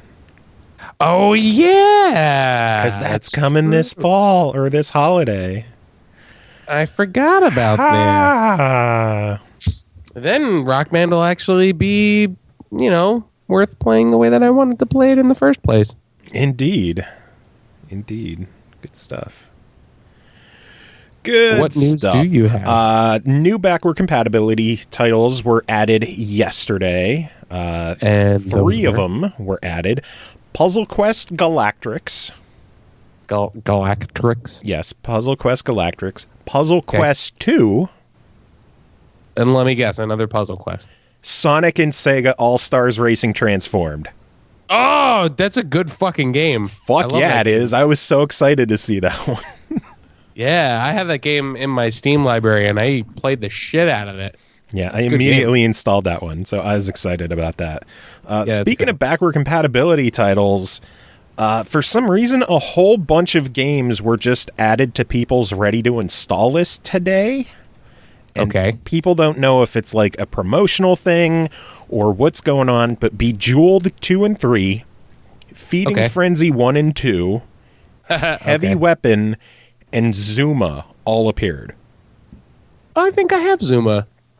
I mean, they're all PopCap games, so people don't know if it's like an Xbox promotion or if it's an EA Access thing or what the fuck is going on. But who knows, they showed up, so if they're there and you're ready to install list, you might as well grab them now, just in case they go away. Who knows? Who knows? So, I'll go check after the podcast. So do it up. Will do. Did you hear about the NVIDIA promotion that was going on? No. NVIDIA had a promotion going on through Amazon and other retailers that if you bought a GTX 1080, you would get a promotional code for a free copy of Gears of War 4. Okay. Clearly, an offer like that needs to be abused by assholes. Clearly. So people abuse the system by placing orders on Amazon with a fake credit card. They would get the game code, and then the orders were canceled. So tons of those codes were showing up on eBay. People were reselling them on Reddit. Some as low as like $10. Holy shit. And they all got revoked. Oh, shit. So the people that paid the money for whatever codes that they... that sucks. I mean, if people were smart, they might have done it, sending it as buying a good instead of sending it as a gift. But all those people who sent money as a gift to friends and family, they got fucked. No, hard. That sucks. Yeah. Well, but to be fair, that is the risks that you take by buying third party, and to me, a situation like that, I would not feel comfortable enough buying off of somebody because I would feel that there is the possibility of them revoking the titles, which they just did. So indeed, it's a life lesson that if something seems too good to be true, it's probably too good to be true. Resident Evil 7's VR mode is going to be exclusive to PlayStation VR for at least 1 year. Okay. Didn't they say that it was going to be exclusive? We just didn't have a time frame? I don't know if they ever mentioned exclusivity or anything, but this basically confirms that it'll probably come to other platforms as well. Oh yeah, sure. So, just not Vive initially. or Oculus can eventually get them. Maybe in like 3 years. Speaking of PlayStation, Skyrim and Fallout are once again getting mod support on PlayStation 4. Oh, But so they revoked it. Well, no, they're bringing. They said that they weren't going to get mods because Right, of an they're issue going with Sony, back on it. but now they're coming back with a condition. You And will that is? not be able to upload your own assets for any mod. Wait, hold on. So basically, you can only use assets that are already in the game. So if you want to make like a new quest line or something, that's cool. But if you want to make like bikini armor or a flying Thomas the Tank Engine, not going to be there. Can you do that on an Xbox? Yes. Well, shit. Then I don't care. There's a lot of people saying, it's nice that there's going to be something there, but how many mod makers are going to really bother with it, given how restrictive it is? Slim to none. I mean, I'm sure some will show up, but it's still shitty that they're, putting restrictions on to begin with. Someone's like, are they doing this as a security issue? And someone else is like, yeah, because Sony is known for their security. Yeah, right? Jeez. Mod support will come to Skyrim first when it launches in October, as well as the game being rendered natively in 4K on the PS4 Pro, probably because it's an older game with, less demanding visuals. After work is complete on Skyrim, they will then work on getting mods and PS4 Pro support to Fallout 4. So, when Skyrim come out again? It's like October 2 weeks. 28th. 3 weeks. Yeah. 4 weeks? Almost 4 weeks. Something like that. Oh, man. There's too much shit coming out this month. Dude, it's that time of year. What the fuck do you expect? Well, it's fucking not fair. Seriously, what the fuck do you expect? It's not fair. Final bit of PlayStation info is that our PSVR fundraiser has officially crossed $400. Oh, We shit. got a $50 anonymous donation, who is a good friend of the show. Thankfully, I know who it is. They don't want to be named, but you know who you are. You've been awesome to our show for years. We love you, and please come back on the show soon. So thank you to Anonymous for the $50 donation. And then also a shout out to Adam McLaren, who could not donate to the GoFundMe because it doesn't take PayPal. So he just PayPal'd me $10 and said, here, use it Cool. for VR. Awesome. So shout out to Adam as well for sending $10 our way to help out. Every little bit helps. So if you have considered sending us anything, this is like the last call to do it. So, it comes out next week. So send us all your money now. All of it. Chris. Oh, yeah. I'm swimming in money. I'm so rich, it's unbelievable. Clearly. Very clearly. Believe it or not, I'm going to talk about some Call of Duty news. What? An image showed up of the back of the Call of Duty Infinite Warfare Legacy Edition game on the PS4. Legacy Edition, with Modern Warfare Remastered and I guess all the add-on map content. Between everything, the back of the box says it will require a whopping 130 gig of space. That makes sense. It makes sense. 130 gig. So, if you've still been defending Sony over not having external hard drive support, You might want to rethink that. even if you put a 2 terabyte in there, that's a big fucking chunk gone due to Infinite Warfare Legacy Edition. 2 games, so it's technically not one game that it's 2 doing games it. and maps, but still 130 gig. Yeah, it's a lot. That is a lot. It is insane. Also, the way that what I'm hearing is Modern Warfare Remastered will require the disc no matter what platform you're playing on, obviously unless you get digital. On PlayStation, it will have a code in the box that you will then download the game, and it is, Wait, there. so if you have the code and you download the game through the code, you still have to have the disc in? Yes. You need to have the Infinite Warfare disc in. What? And basically so people don't just get it and then trade the disc in and expect to keep playing Modern Warfare. Oh, that's smart yet stupid at the same time. And then apparently they said that on Xbox it will be on the disc, but I don't know how they're going to have both games on a single disc unless there's 2 discs in there. I don't know what they're planning. Maybe it'll be 2 discs. I mean, I know. I wouldn't put it past them. BioShock, the remaster collection, that came on 2 discs. All right, so they'll probably just do 2 discs. Maybe, then. Yeah. 1 and 2 were on 1 disc, and then Infinite was on a second disc. So, yeah, that surprised me. I opened up the game, and there were just 2 discs stacked in there. I was kind of wondering when I opened the Steelbook, because I'm a whore, and I imported it from Europe to get a Steelbook. It had 2 disc slots in there. I'm like, why the fuck are there? That's why there's 2 in there. Because there's 2 discs. Duh. Yeah. How about some Xbox news? What do you think? How about some Xbox news? If you were still on the fence about Recore, there was just a new update out this week that improved loading times, improved visuals, did a whole bunch of improvements to the game in general. And to help people who are on the fence about it, there is a free 30-minute trial version that you can download.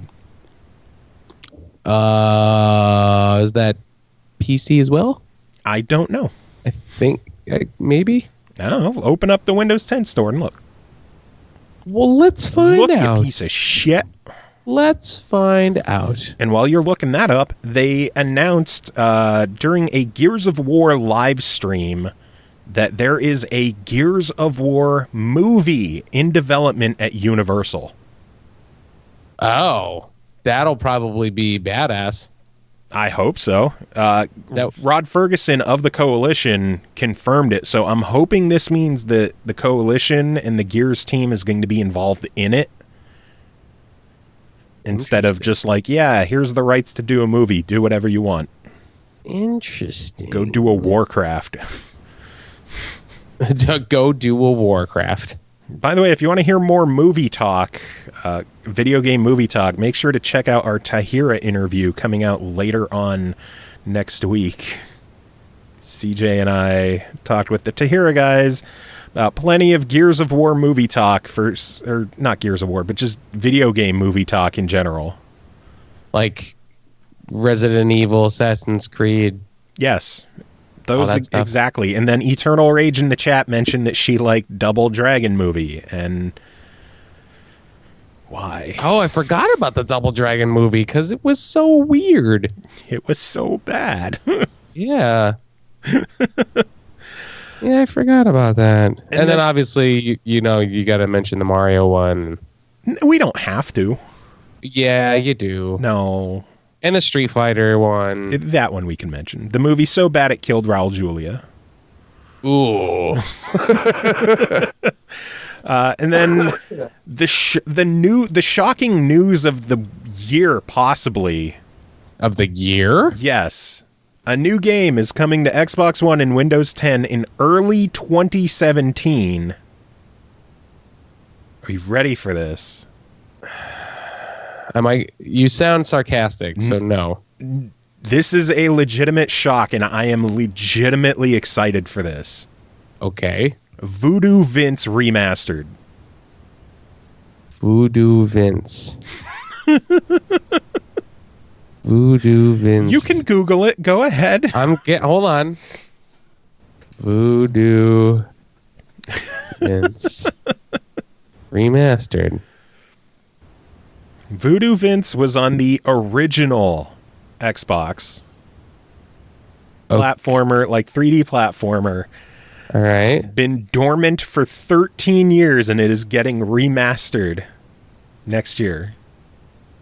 The game will be widescreen, 1080p, 60 frames per second, new textures, rendering effects, and because they didn't have it back then, they didn't have the technology in time to make it happen. For the first time, Voodoo Vince is going to have Rumble. I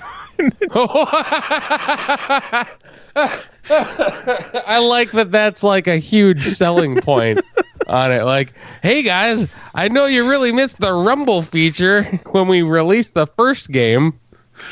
I woke up and checked Reddit for like the recent Xbox news, and I saw someone post a thread that said Voodoo Vince remastered trailer. I'm like, what the fuck is this bullshit? Oh my god, it's real. I'm legitimately excited for this. Voodoo Vince was a fucking awesome game on the original Xbox, and I'm excited to see how it holds up after 13 years. It's so weird. Oh, that's so weird. So bring it on. I am ready. Oh man. Any word on that Recore? I did not see it. So I'm gonna go ahead and say no. Oh, you bitch. And then finally, Rock Band news. Did you hear about the songs this week? No. Harvey Danger, Flagpole Sitta. No, thank you. Jane's Addiction, Stop. I like that song. Yeah, I'm thrilled about both of them. So. Yeah, I like the second one. That was one of my favorite Rock Band songs, actually. Unfortunately, Stop, they censored Goddamn. I mean... Goddamn Radio. I hate that. That's such an iconic line. I'm okay with it. I'm fine with it. And then apparently the rest of the DLC for the month has already leaked. Okay. Someone found an image of just all the songs for the month listed. And those are? And it includes the Rock Band Rivals pre-order song, so there will be some repeats in here. I'm just going to mention everything on the list. Andy Grammer, Honey I'm Good, which I don't know. Okay. Bring Me the Horizon, Happy Song, which I'm excited about. I don't give a fuck what anyone else says. Capital City, Safe and Sound. The Chainsmokers featuring Halsey, Closer. How many other songs for my set list are you gonna? Eagle Eye Cherry, Save Tonight. No, thankfully. Maroon 5, One More Night. Keep going. Matchbox 20, 3 a.m. Keep going. The Neighborhood, Sweater Weather. Okay. Of Monsters and Men, Little Talks. Yep. Pharrell Williams, Happy. Jeez, yeah, I don't want like any of these. Semisonic, Closing Time. Yeah. Shawn Mendes, Treat You Better. Uh-huh. Sia, Chandelier. Uh-huh. Sia featuring Sean Paul, Cheap Thrills. Yep, we do that one too. Skillet, Feel Invincible. Bleh. Weezer, King of the World.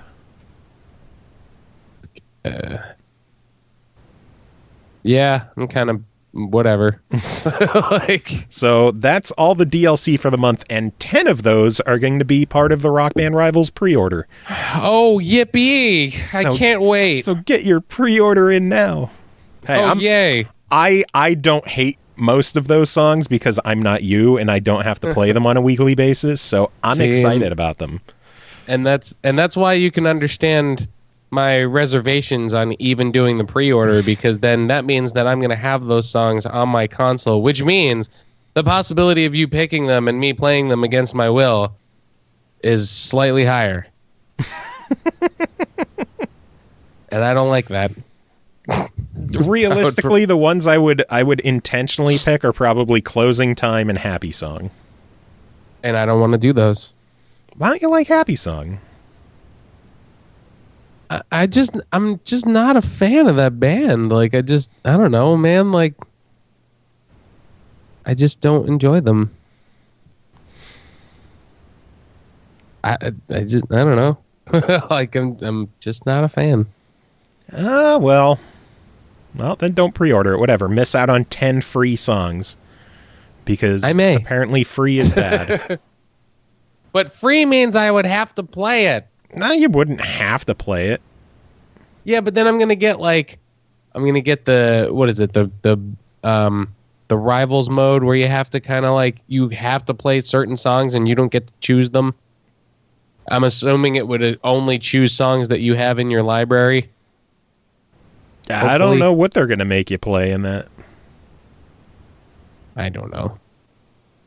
I just don't want to own them. I'll feel dirty. I don't know. Whatever. Maybe I'll get them. I don't know. We'll see. Whatever. You ready for some reviews?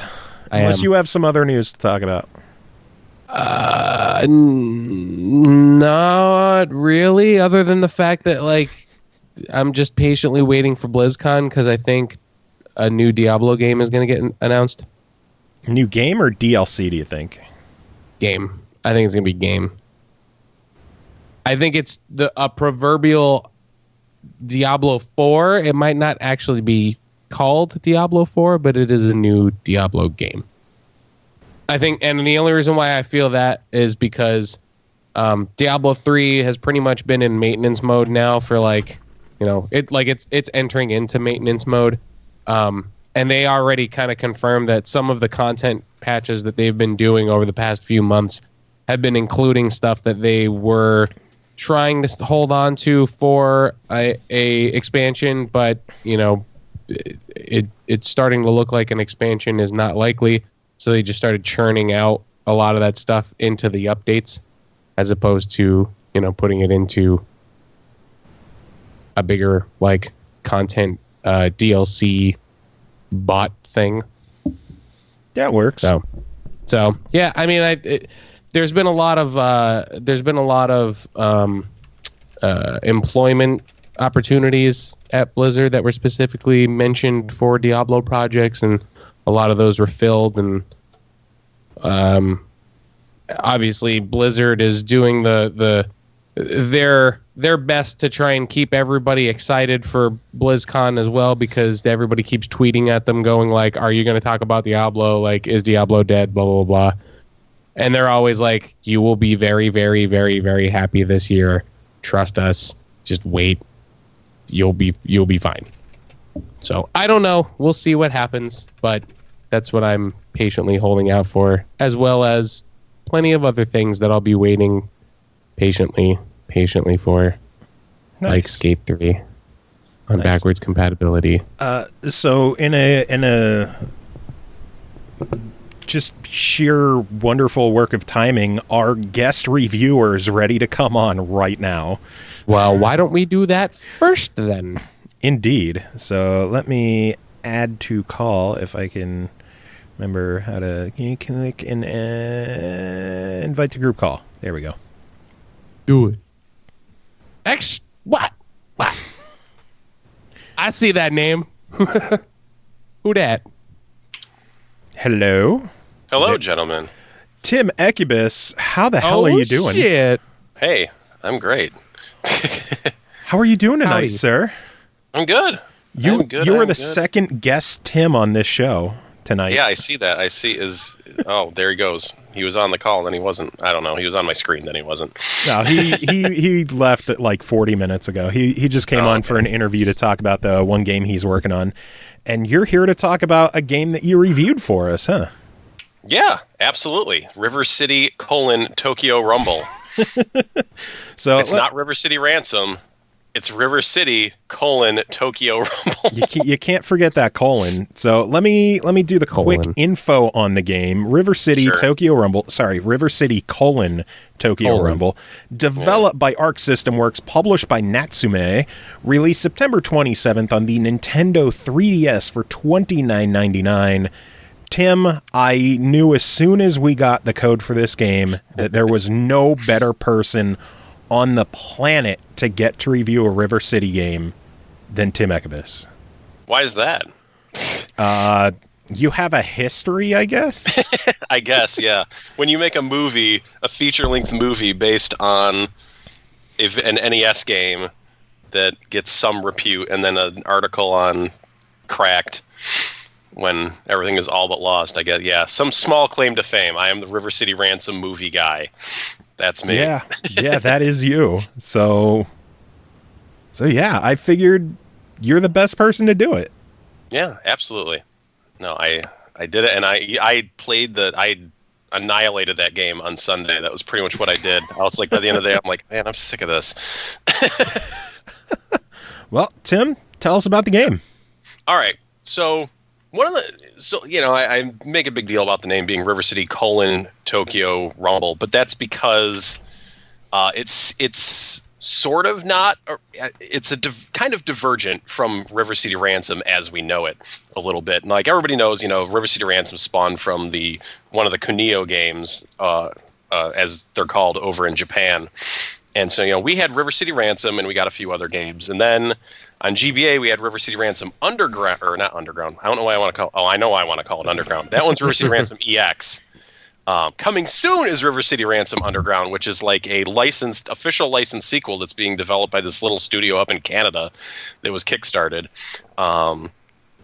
But either way, so it's like River City Ransom was Americanized. It took out the Japanese school uniforms, renamed the characters, Alex and Ryan, did all that. And then, so that's what we're familiar with. When they did EX, they added back into Japanese school uniforms.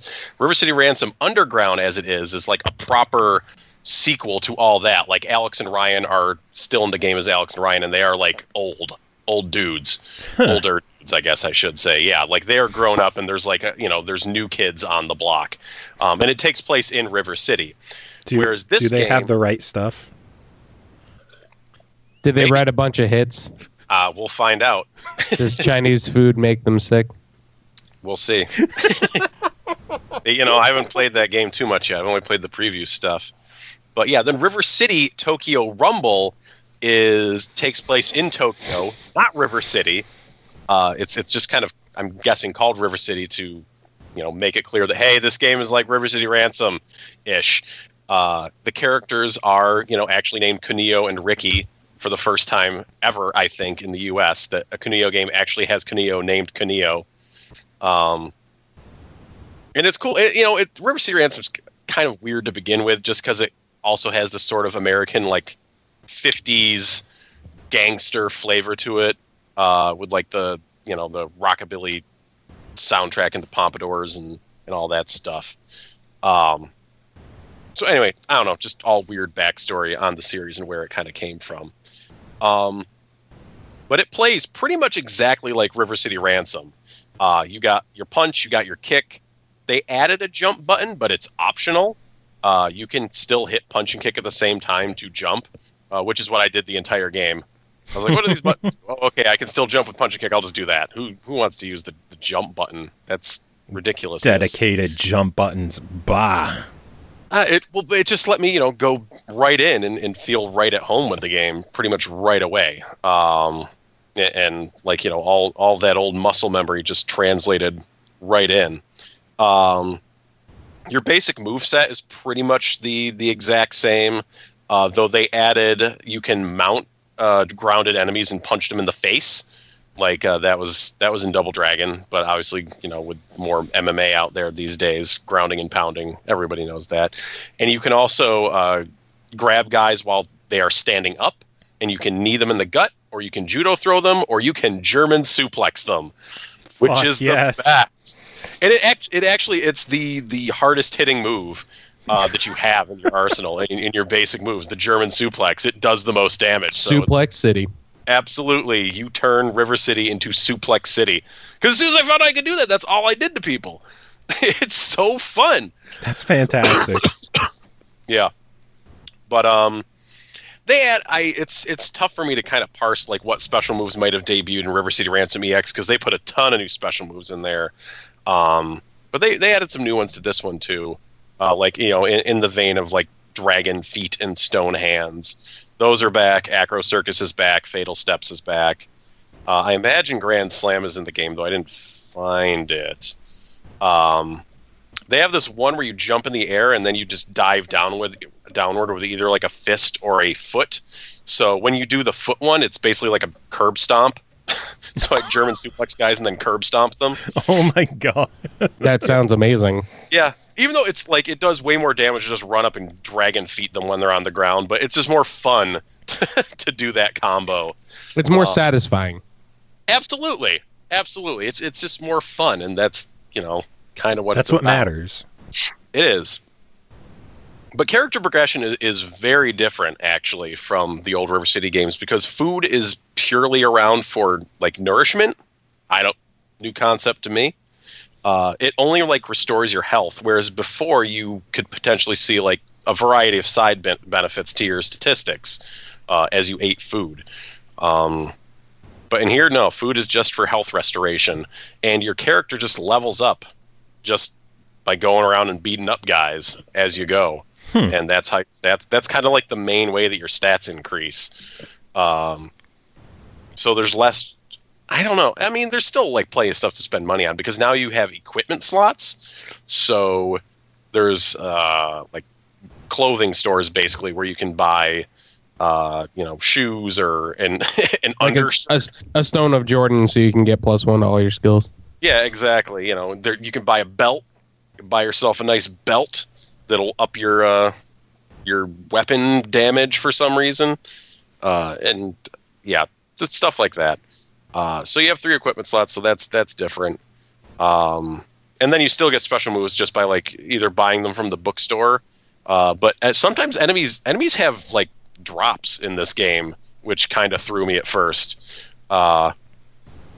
They sometimes like just random regular dudes on the street will drop books that give you awesome moves, which is that's cool. yeah. But usually they'll just drop like coffee or burgers or whatever, and that's still fine. And they drop money. Yay, coffee. Yeah. Are they still coins that they drop?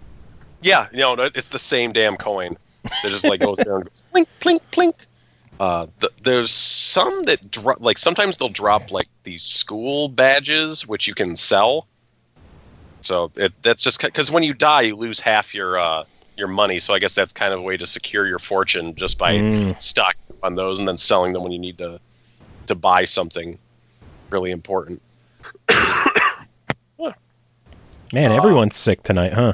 We're all sick. I've been sick for like a week and a half, and just the cough, it lingers. We're all Yeah. dying. Everybody is. Kids go back.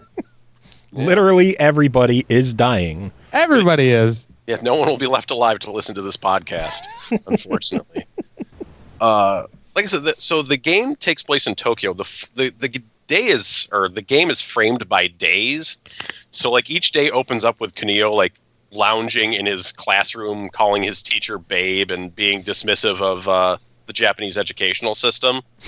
And then he goes out to go about his business for the afternoon, which involves going to, someplace in Tokyo and beating some guys up generally. So gradually, like you start in one district, and then you'll eventually open up like Shibuya and Shinjuku and like all the various districts of Tokyo, and you can just go wherever via the subway system. So it's not like one kind of big laid out map like it was in the first one, but there's still plenty of places to go and nooks and crannies.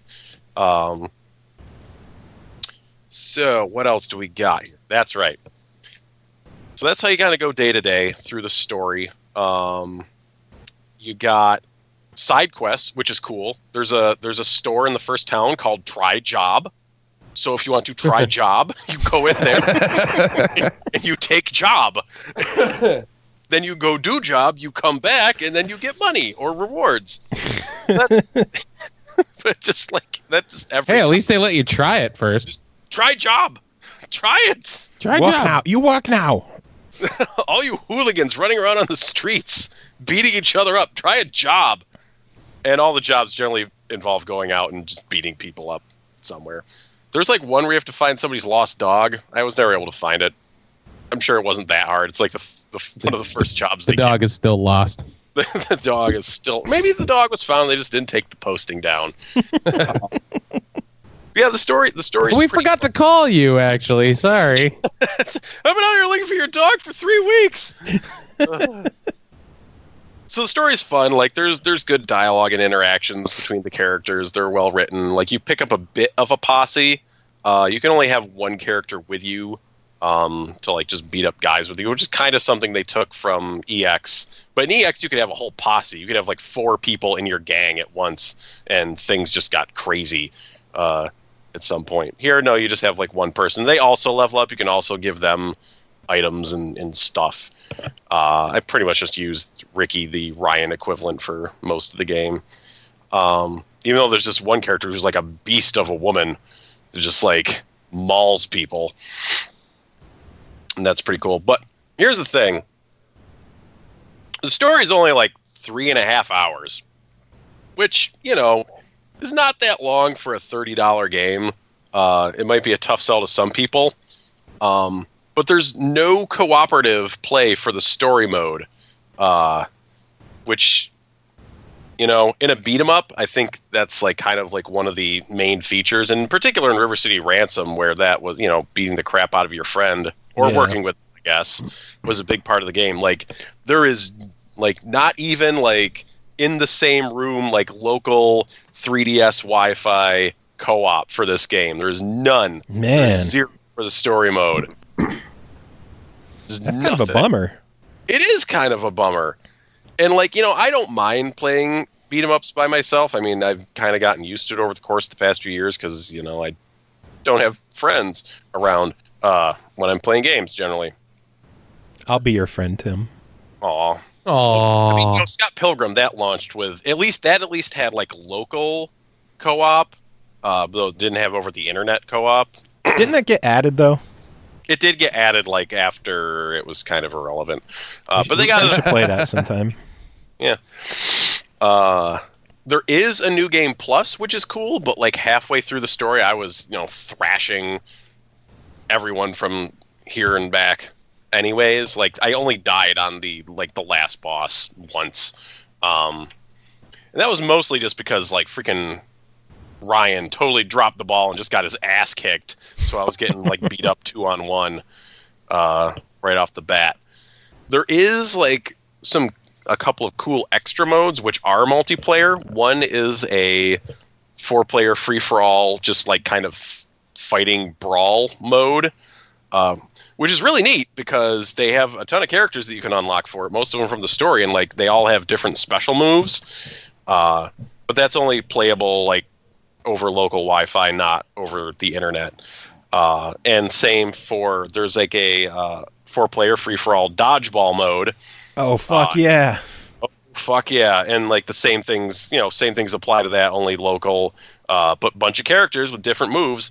There is actually, you can play the dodgeball minigame a bit in the story mode. Kind of whenever you want, really. There's a guy you can just be like, hey, I want to play dodgeball. And that's fun. There's like a little basketball mini game they threw in there too, which is kind of weird, but whatever. But yeah, no, it was really fun. I just think that like if you're a River City Ransom fan, it's probably totally worth it. Just like if you're the kind of fan that I am, surely like, you know, this is only the 3rd one we've got in the US. Yeah. We got the Super Nintendo one. Like we only got the NES one, the GBA one, and now this one. So if you are a fan of River City Ransom, you are probably going to be all about this. If you're like not, if you've never played a River City Ransom before, maybe you should probably just get River City Ransom on the Virtual Console first and check that out, and then make decisions from there. Because I think, you know, some people just, I don't know. I like beat 'em ups more than most people. But, I love beat 'em ups. You know, it's like, well, I just always see reviews that are people like, oh man, nobody cares about beat 'em ups anymore. And I'm like, it's still fun to me, damn it. Oh God. They're still relevant. Yeah, I mean, it's just like if you liked that kind of game, like sure, like they really haven't changed much in 30 years. They're still fun. I'm just glad I'm not the only person to make a wrestling reference on the show. Tangential wrestling reference. I got to get you and Matthew on together sometime. God. Yeah, but that's basically what I think of the game. It's pretty cool.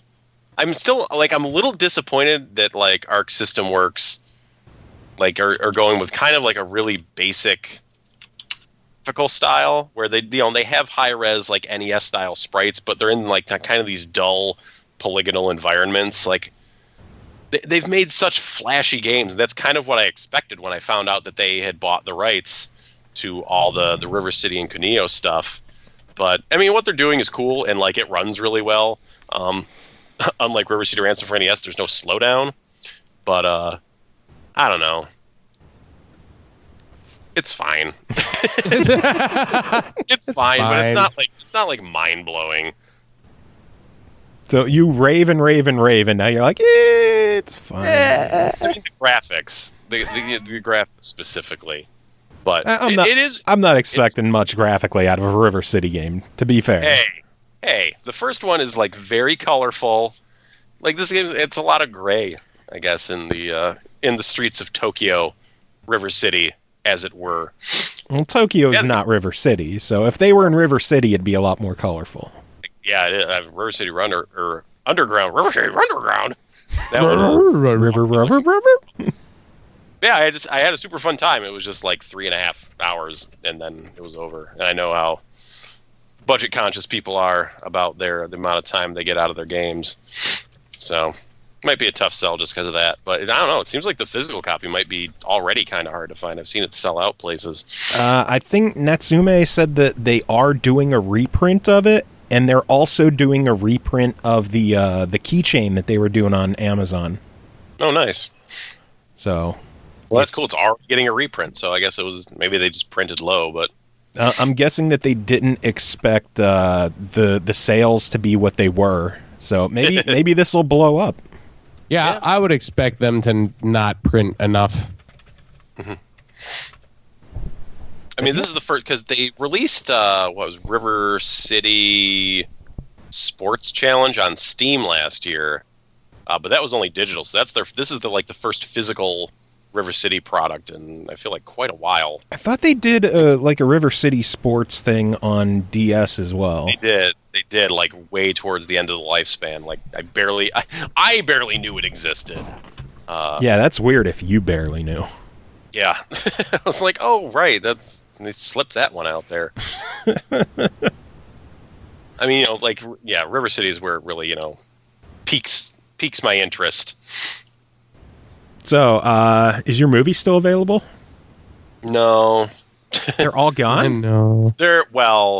There's some copies, but there's not a substantial enough to sell on the website. I think we pretty much sold out of them at that last MAGFest we were at selling, which was 2 years ago. Still sad I couldn't buy the sign. I was going to buy that sign. Yeah, if I find more, who knows? I actually still have some sealed versions of the original run that I found in my basement.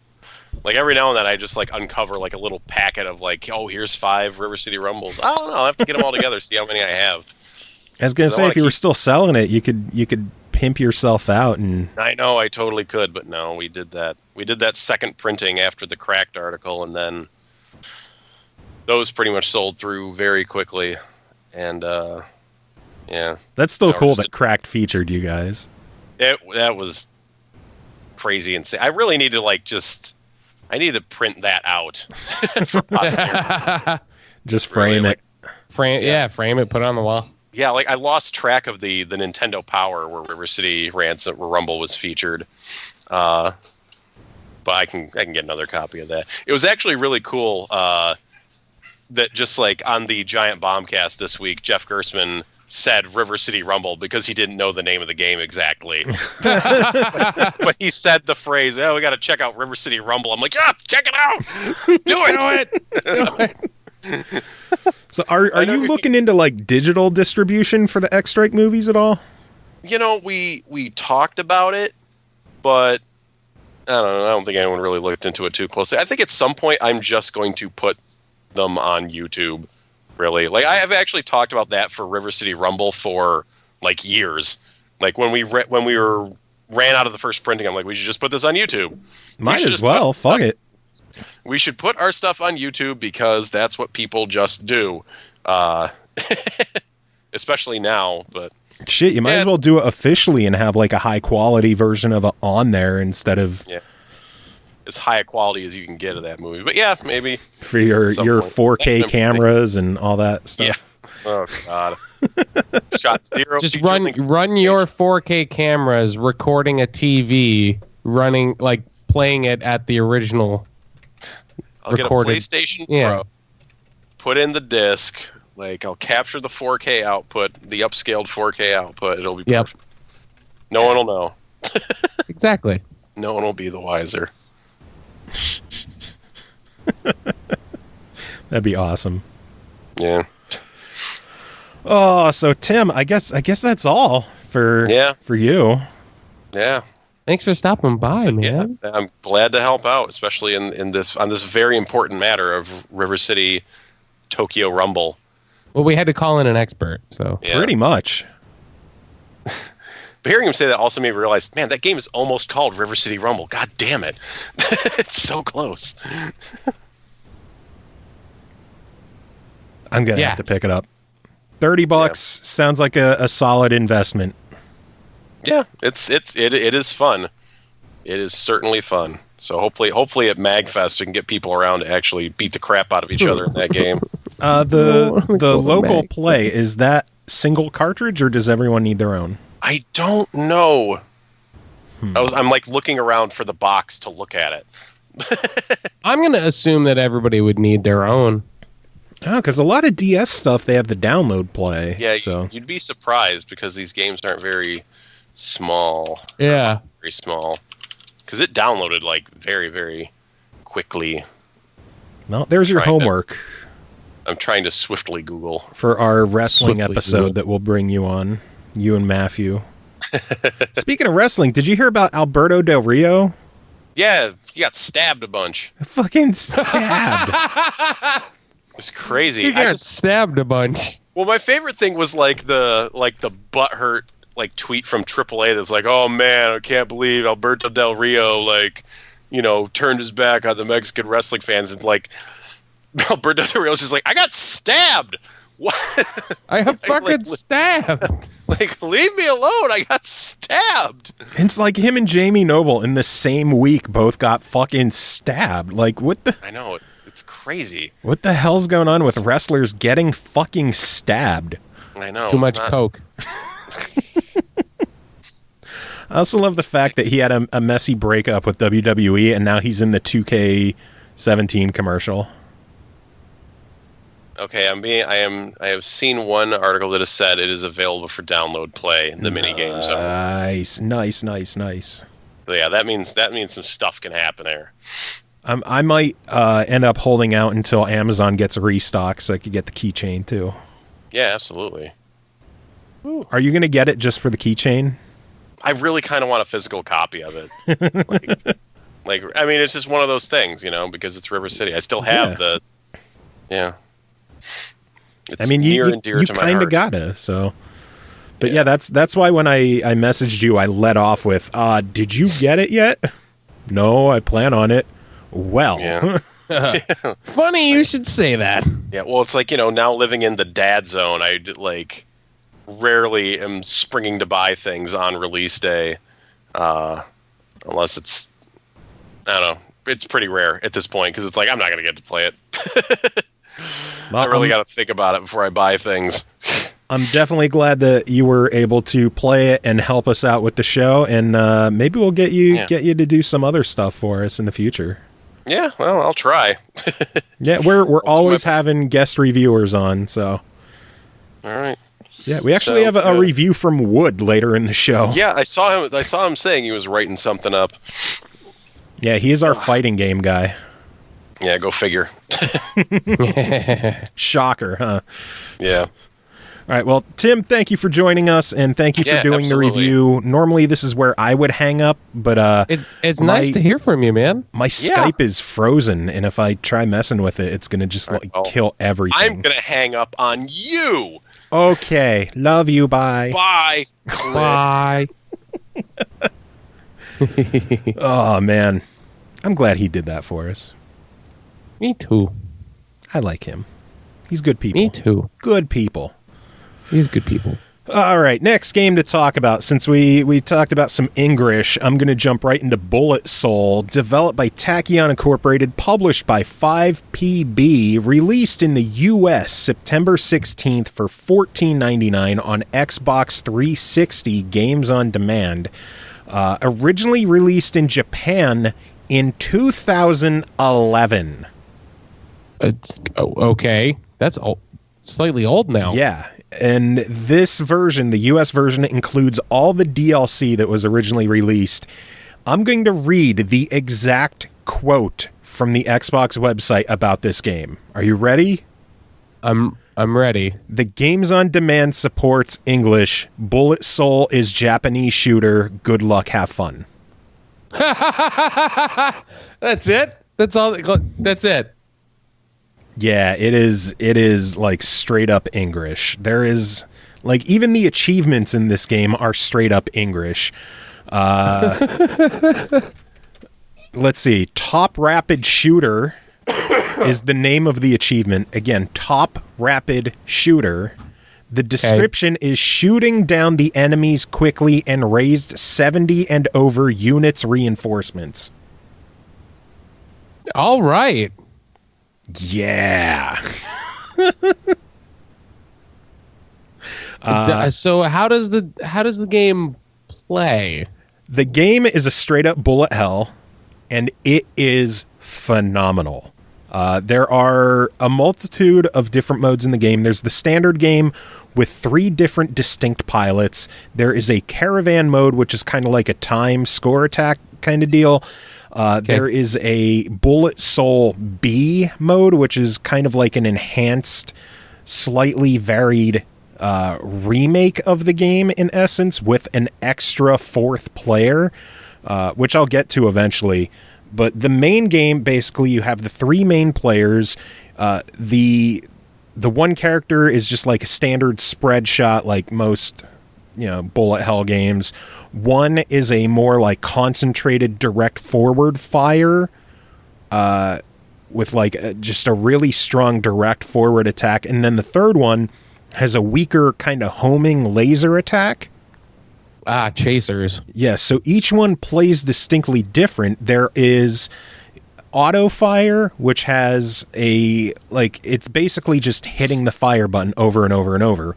Or you can hold the fire button to do a separate, more direct and more focused, heavier attack. So you're going, depending on what you're doing, you're going to either want to use the auto fire button to have a more spread out attack, or if you're working on a boss or a tougher enemy, have the more focused attack. And there are 5 stages in the game. It doesn't seem that long, and it really isn't a super long game, but it's a bullet hell, and these games are more about chasing high scores than, having a massive campaign. You can beat the game half hour to an hour. Ooh, beat the whole game.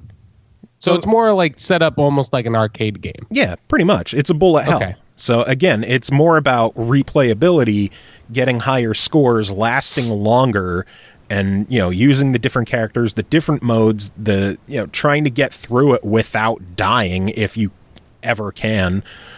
You earn different medals based on your performance. Like where's the one achievement I got? Silver medal 5, earned 5 and over silver medals. Okay. Again, the English in this is incredible. I love it. Giving way the bridge. Earned bonus points by giving way all of the bridge at stage 5. So obviously they just don't know English. It's English. It's English, and I love it. It's fucking phenomenal. The gameplay. I originally sat down and I was going to be like, let me do a quick run or two of this, and before I go to bed and get some hands on, and then I'll come back to it later. And I played it for like 4 hours. Nice. I just couldn't stop playing. It was because it is so quick and so easy to get. Not easy, but like so. Easy to just get through. Accessible to get through a whole game. there's infinite might as well. continues, so you don't have to worry about that. Clearly, when you continue, it resets your score, but it's accessible enough that you can beat the game and accomplish everything in the game without losing your mind. Okay, that's cool. The game is still difficult. Like, the first level is fairly easy. I can get through the first level without dying. As it gets harder, by the fifth stage boss, it's like full screens of bullets coming at you. And in traditional bullet hell, there's like a pixel on the ship that can't get hit. Right. And if it does, you explode. It's not like what was the one that we did on the PS4 where it was like a clear rectangle that you can see? I don't remember the name Like of a it, clear but yeah, diamond. I do remember that. But like It was a lot easier to tell like where the hitbox was. Yeah, this doesn't have that. So you're going to be guessing, or in my case, you're going to be weaving through bullets, feeling like a fucking superstar, not knowing how you're doing it, but you're doing it. But it's happening. Yeah. It's a good feeling. You feel good. You feel impressive. So I think that's one thing that I'll never take away from bullet hell games is like when you're doing well, it makes you feel fucking great. Yeah, when you're in the zone, it just feels good. In this game, it feels good. It is. I'm thrilled it finally came to America, and a big reason it came to America is because they are intending for this to be a backward compatible title. The plan was to have it at launch, but apparently there's been a delay on it becoming compatible. But the main reason they brought it to America is to be playable on the Xbox One. That's what convinced them to bring it over. And I'm thrilled that they did. For $15, if you like bullet hell games, you need to buy this game for $15. Yeah, 15's not that bad. Yeah, especially, it has online scores, so upload your scores to the leaderboard. You can upload replays, so you can watch other people's replays of the game. Oh, that's kind of cool. To kind of like help if you're trying to figure out tactics. The achievements, the game has 1,500 achievement points because of the DLC included. And it drops them like candy. Like they're not all huge points, but you just earn them. There's a lot of them. Yeah, you earn them, especially at the beginning. Like, I earned maybe 10 of them in the first stage. In the first stage? Yeah. How much did that average out to be? Like, maybe like 150 score? Maybe, if that. Like, there were a bunch of 5-pointers. Like, the one is like... Oh, that's cool. Pick a character. Like, there's one for each of the characters. Destroyed the stage 1 mid-boss A.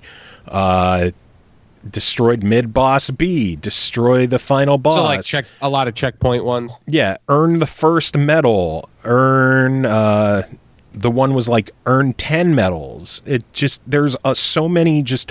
It's continually rewarding you, so it feels good.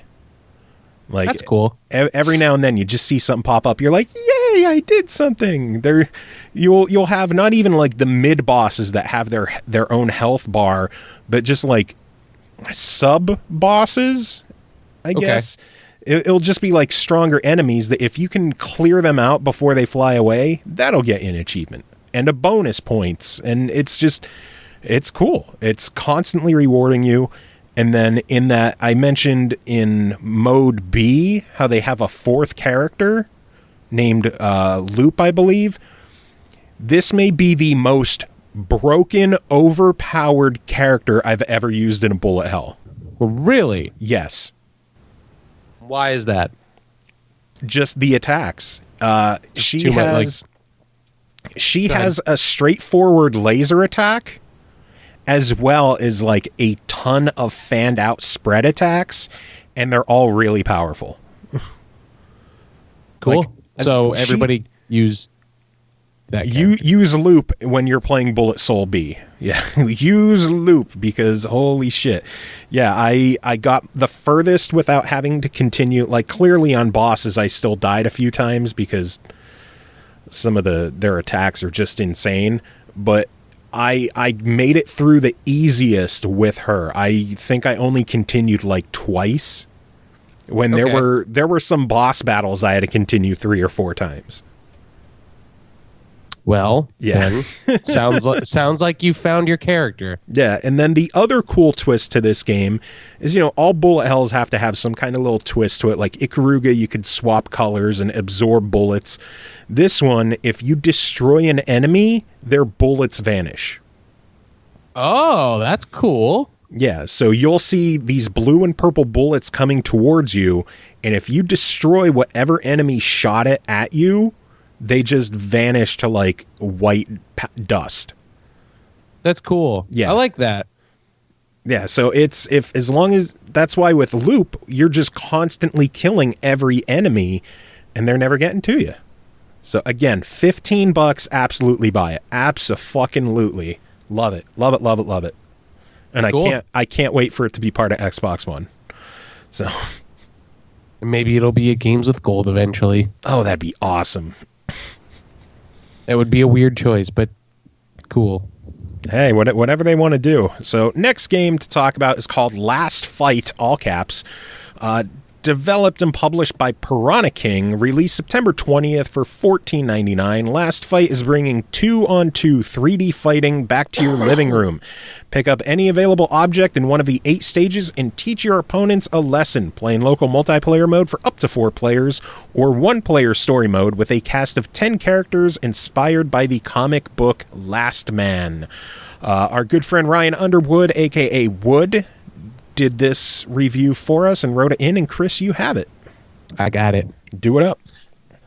So at the top, he writes, again, thanks for the SML podcast for sending me a copy of this game, as it's pretty rad. Also, since this is the first time I put some time on my Elite controller, I'll be talking about that as well. With those out of the way, let's talk about this pretty crazy game. Nice. First, user interface. I wanted to talk about this as I understand it's an indie game. The UI looks super rushed. It works exactly as intended. The tutorial is well presented, but the graphics used was obviously grabbed from a low-res version and looks awful. It made me incredibly wary about the quality of the rest of the game. However, the rest of the game turned out to be just fine as usability goes. The character select screen is fine. The main menu is fine, but the use of blown up low-res icons just looks weird. Gameplay. If you guys ever wanted a game that's very close to Power Stone levels of hype, it's here. The stages aren't as crazy, but the combat itself is actually really fun.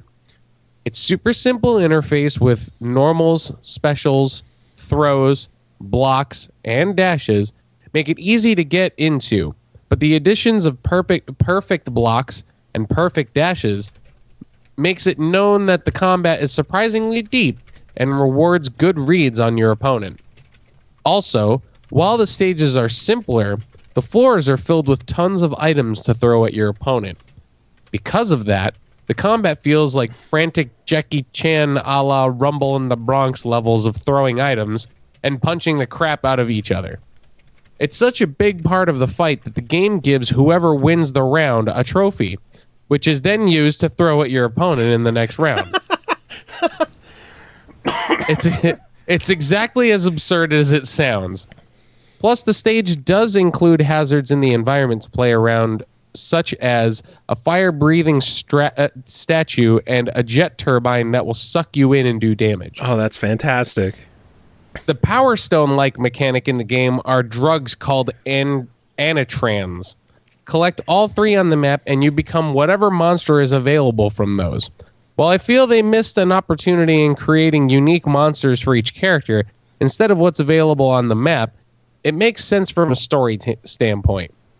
Mostly because outside of the main characters, Duke and Richard, the rest of the cast are monsters due to addiction to anatrans. Story mode. The story is that anatrans junkies are running rampant. Duke and Richard's female friend gets kidnapped. And it's up to you to punch the hell out of the organization responsible for the kidnapping and drug distribution. While While what I enjoy about the story is that because it's 1v1, every transition makes it a point to explain why your partner wasn't there. It was too dark. I got lost. Couldn't see in all this smoke. And other excuses come out, and it's hilarious. It is short, though, so you spend the entire campaign fighting the entire cast and looking at the single-frame cutscenes. The story goes, fight with monster. Okay, let's go this way. Then, oh no, another fight. In that order, no exceptions. It feels typical with a lot of comics that I used to read, but it works well in this context. Did I mention that this is based on a French comic, LASTMAN? I did, so. You did. Presentation. The bottom line, upfront, bluff version of this. This game is French as fuck. Oh, BLU at bottom line up front. Okay. BLUF. The colors are incredibly bright. The music is great. The characters and dialogue are French as fuck, and it works very well. Also, forget how crazy the characters sound when shouting in French, too, as this entire game is dubbed in French only. But you can see the menus in English, German, French, Japanese, Portuguese, Spanish, and Chinese, if I'm not forgetting a few. The cutscenes are good, the story works, and overall the game is just fun. The only caveat that I have is that there's no online multiplayer. And I couldn't play the multiplayer portion because I don't have friends. That's okay, we sympathize. But it's 2v2 combat, so it's guaranteed to be even more frantic. My only gripe is that the rushed UI, but that's about it. Closing thoughts. There's a lot of people gushing about how this is the Power Stone they wish Capcom would return to, and I have to agree with them, with some caveats. The game doesn't quite have the same polish as those Dreamcast classic, but it's to be expected with the nature of indie titles. There's no online multiplayer, so make sure that you've got some friends beforehand if you want to experience just how frantic this game can get. Or use it as an excuse to get strangers to play with you, so you can make friends that way. So if you're into a Power Stone indie clone, this is an easy recommendation. The game is stupid fun, looks and plays great. Just don't look for tournaments for this game unless you make your own. Even then, that actually sounds like a pretty good idea. Buy it. Sounds good. So thank you, Wood. Indeed. Thank you for the review. review. I used to love Power Stone. Like, I really, really liked that game a lot. So I may have to actually check this out because I love Power Stone so much. And I know that they are bringing an update soon to the Xbox One that is going to have some additional modes, including a pinball attack mode, like fighting with gigantic pinballs, I think. Awesome. I know. The game just looks ridiculously over the top. So I like over the top. Yeah. I'm a fan. Next game to chat about is called Rogue Stormers, developed and published by Black Forest Games, released on consoles October 7th for $19.99. Came out on PC a while back. I think Pappy and I actually covered Rogue Stormers on his final show. Oh, really? Because that's the game that he told me he was quitting. I just remembered that. Oh my god. Yeah, I just remembered that we set aside time to play the game, and right when we started, he's like, "Oh yeah, I'm quitting."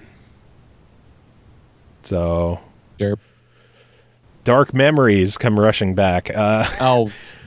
Delve deep into the oil rig city of Ravensdale, a medieval metropolis that went bonkers after the people discovered goop, a raw fluid that provided energy, skin cream, bread spread, and powered diesel engines, and it turned the people of Ravensdale into raging, bloodthirsty monsters. Lucky for them, they have you leading a pack of lunatic knights on a killing spree to save the city. This is basically like Metal Slug Contra style game.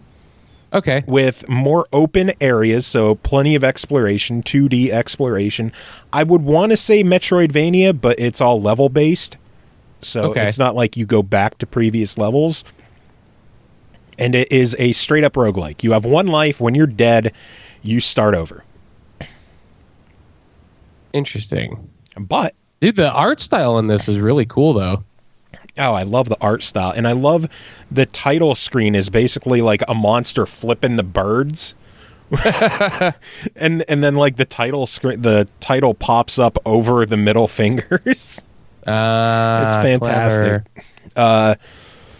The perk, I guess the roguelike benefit here is as you kill things, you earn experience, and as you level up, you unlock abilities or bonuses to make your next run-throughs easier. There are 6 stages in the game. Okay. So stage boss, stage boss, stage boss. There might be 7. I don't know. I haven't beat the game because it is fucking difficult. It is a tough game.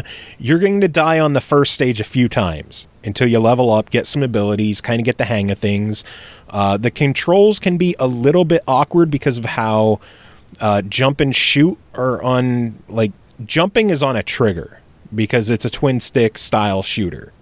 Yeah. So you're constantly using the right analog stick to aim where you're shooting, and your gun has infinite bullets, so you're never having to reload. You can just hold a direction and shoot. The right trigger is used for a special attack. You can pick up different special bonus attacks as you can save a prisoner and he'll give you an item. You can open a treasure chest and you can get items. There's like jackpot machines that you spend money, like 100, 250, stuff like that. And it'll give you random items, whether it's a sub-weapon, whether it's keys to open chests, whether it's healing items. You never know what you're going to get. Hence the jackpot. It's basically you're gambling and hoping that you get something good. Your sub-weapons have, depending on what it is, like it might have a set number of charges and they regenerate over time. They also have a health that as you take more damage, the item takes damage, and after you're damaged so much, you can't use the item anymore because those don't heal when you pick up a healing item. So, if you get something that you really like, try not to get hit because once it's gone, it's gone. Okay. That makes sense, though. There are a handful of different chests in the game as well. There are just treasure chests that you can open. There are lock chests that you need a key for. There are gold chests that you pay like 500 gold to open. And then there's health chests where you pay like 30 health. And you could get like use it as a powerful weapon or keys or something. I like when games use health as a resource. Yeah. I really, really enjoy that. And especially because, like, you'll take 30 damage or something, you start with 60 health. So you got to determine whether, like, do you really want to risk it? Are there healing items nearby that you didn't pick up? Where you can essentially just run back, grab them, and then just heal yourself back to normal. And then each level or every playthrough, you'll find random item drops that can like boost your maximum health or boost your strength. Those are just, you have them until the end of the run and then it resets. Those aren't like the perks, like the level up perks. When you level up, it basically spins like a roulette wheel and you have to pick left or right trigger. And you get whatever perk is there. And a lot of roguelike games have been like, I think we're talking about it again later, but Demon Truck kind of has a similar thing. Yeah, we'll get to that one momentarily as well. But Rogue Stormers, holy shit, I am so glad this came to consoles because I had a blast with it on Steam, and it, like, I have put so much more time into it on Xbox because my PC sucks. I don't know if it's because my PC is garbage, but the load time seemed significantly quicker on Xbox. Probably your computer. Because I remember Pappy had loading time issues as well when he played.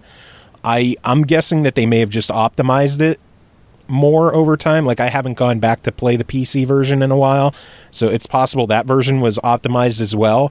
The first time I played level 1, when I would start the game up on Xbox, it would take a little bit longer, but like follow-up attempts that I would play, like 5 seconds tops. Like the follow-up attempts were just stupidly fast loading. So yeah, $20, it might seem steep to some people, but there is a ton of replayability in there. It is online. So get some friends and play online, and be prepared to die a lot, because you will. Lots of death. Yeah. And it starts off with one character, and as you get further through the game, you unlock more characters. So you have that as well. Unlockable perks, unlockable characters, tons of weapons, tons of sub-weapons, tons of abilities and power-ups, and randomized maps, and it's just a blast. It is a bloody, crazy, violent, over-the-top blast, and for $20, I'm giving it a buy it. Sounds good. Yeah. All right, next one. Might as well jump right into it. Demon Truck. Developed by Trigger Mountain, published by Adventure Pro Games, released September 26th on Steam for $4.99.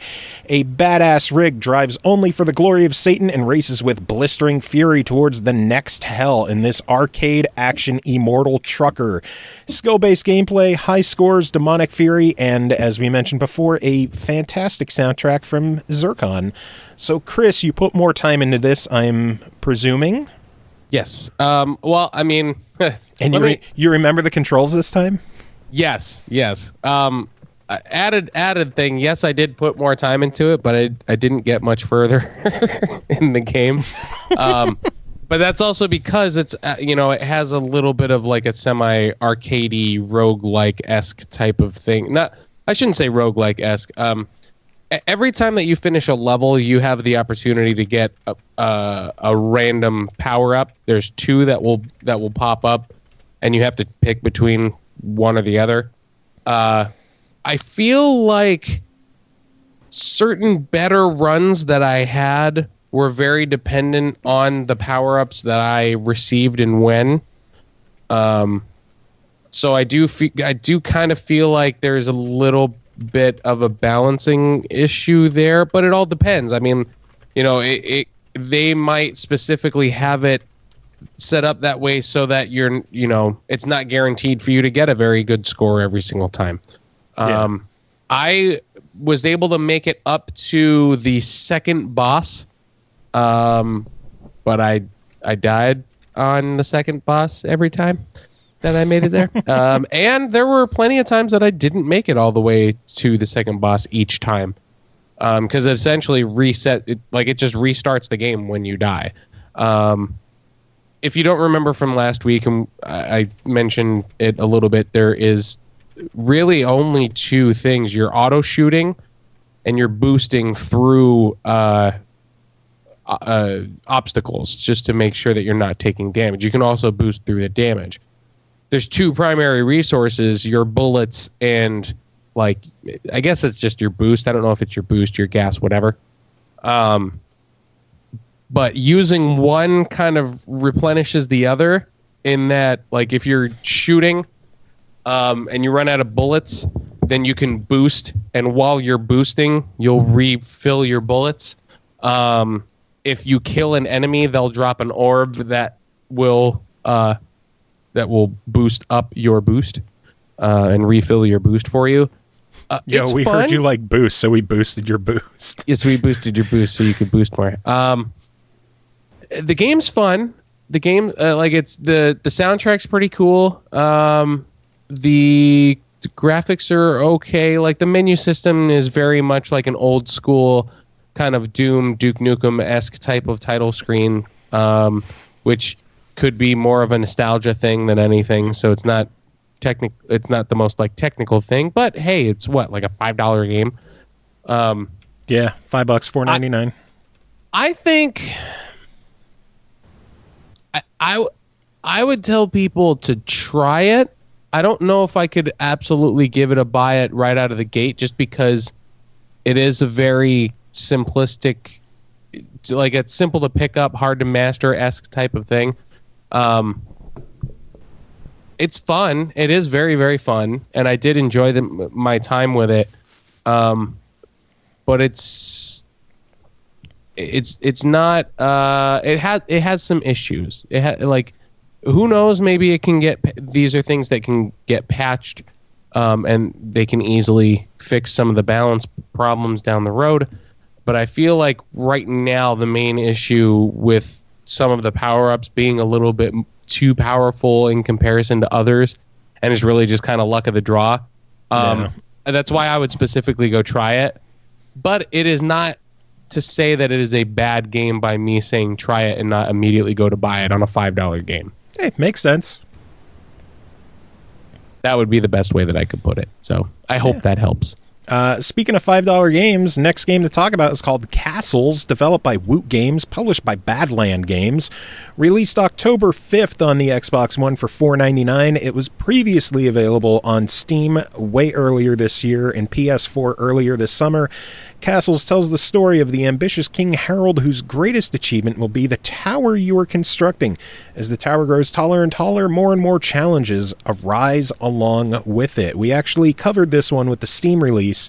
This is a puzzle game where you have to line up it's played in a 3D space, basically kind of like an arena where there is a checkerboard grid, I want to say 5x5 grid, that you walk around. Your character, the king, walks around. There is also kind of like a square around that 5x5 grid that you can leave the area and walk around as well for when there's a lot of pieces there. Different colored blocks will drop representing different elements like wood, jade, metal, water, stuff like that. And they will also have different icons on them, like a pickaxe or, I'm trying to remember what the fuck the icons are. Like a shovel, an anvil. Yeah. You're looking up pictures. Good. I'm watching a video, actually. The main goal is that you have a set number of items that you have to match up in a stage to progress on, whether it's like you have to get like 3 sets of anvils and 4 jade or something like that. And when you match things up, you have to choose whether you want to go with the colors or the icons. So it gives you more possibilities, but it can also complicate things depending on how fast shit is falling from the ceiling. Where, the earlier stages, things drop fairly slowly. They give you plenty of time to work with. As you get further in the game, it gets brutal. Like, some of those later stages get, like, really, really, really difficult with how fast things are dropping and how easily they will fuck up what you're setting up. Well, now I noticed even just in this video, there were moments where a block is being dropped from the sky, and it'll crush the block that was underneath it. So then you have to reevaluate your entire plan. Yeah, the thing is, the ones that drop, they won't drop on something that is there unless you're moving something to where it was dropping. Oh. Yeah. Because the game ends when the whole board is filled up and you can't make any moves.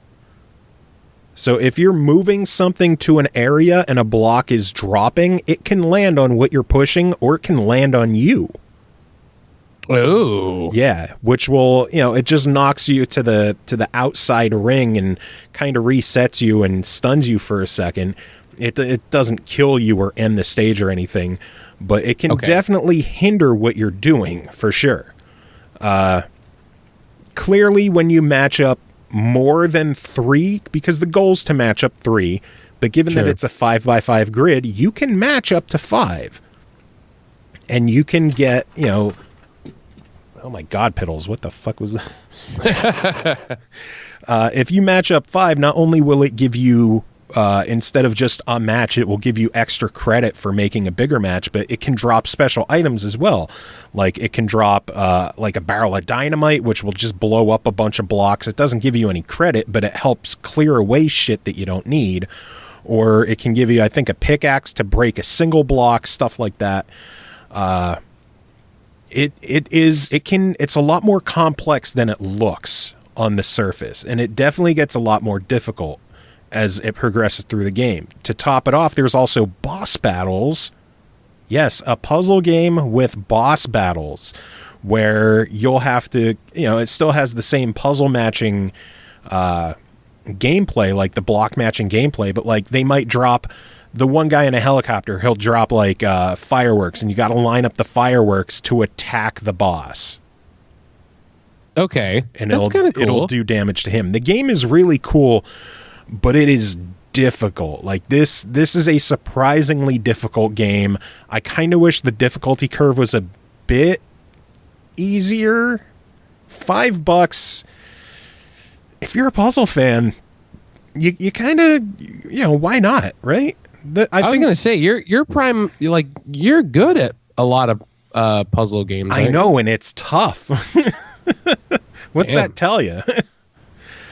I think if you're not heavy into puzzle games, you might want to try this one first. But if you're big into puzzle games, I think I'm gonna use our 4th grade and give it a fuck it. Why not? It's $5. Fuck it. Why not? Yeah. I like that we're starting to include that into our. Fuck it. Why not? Yeah.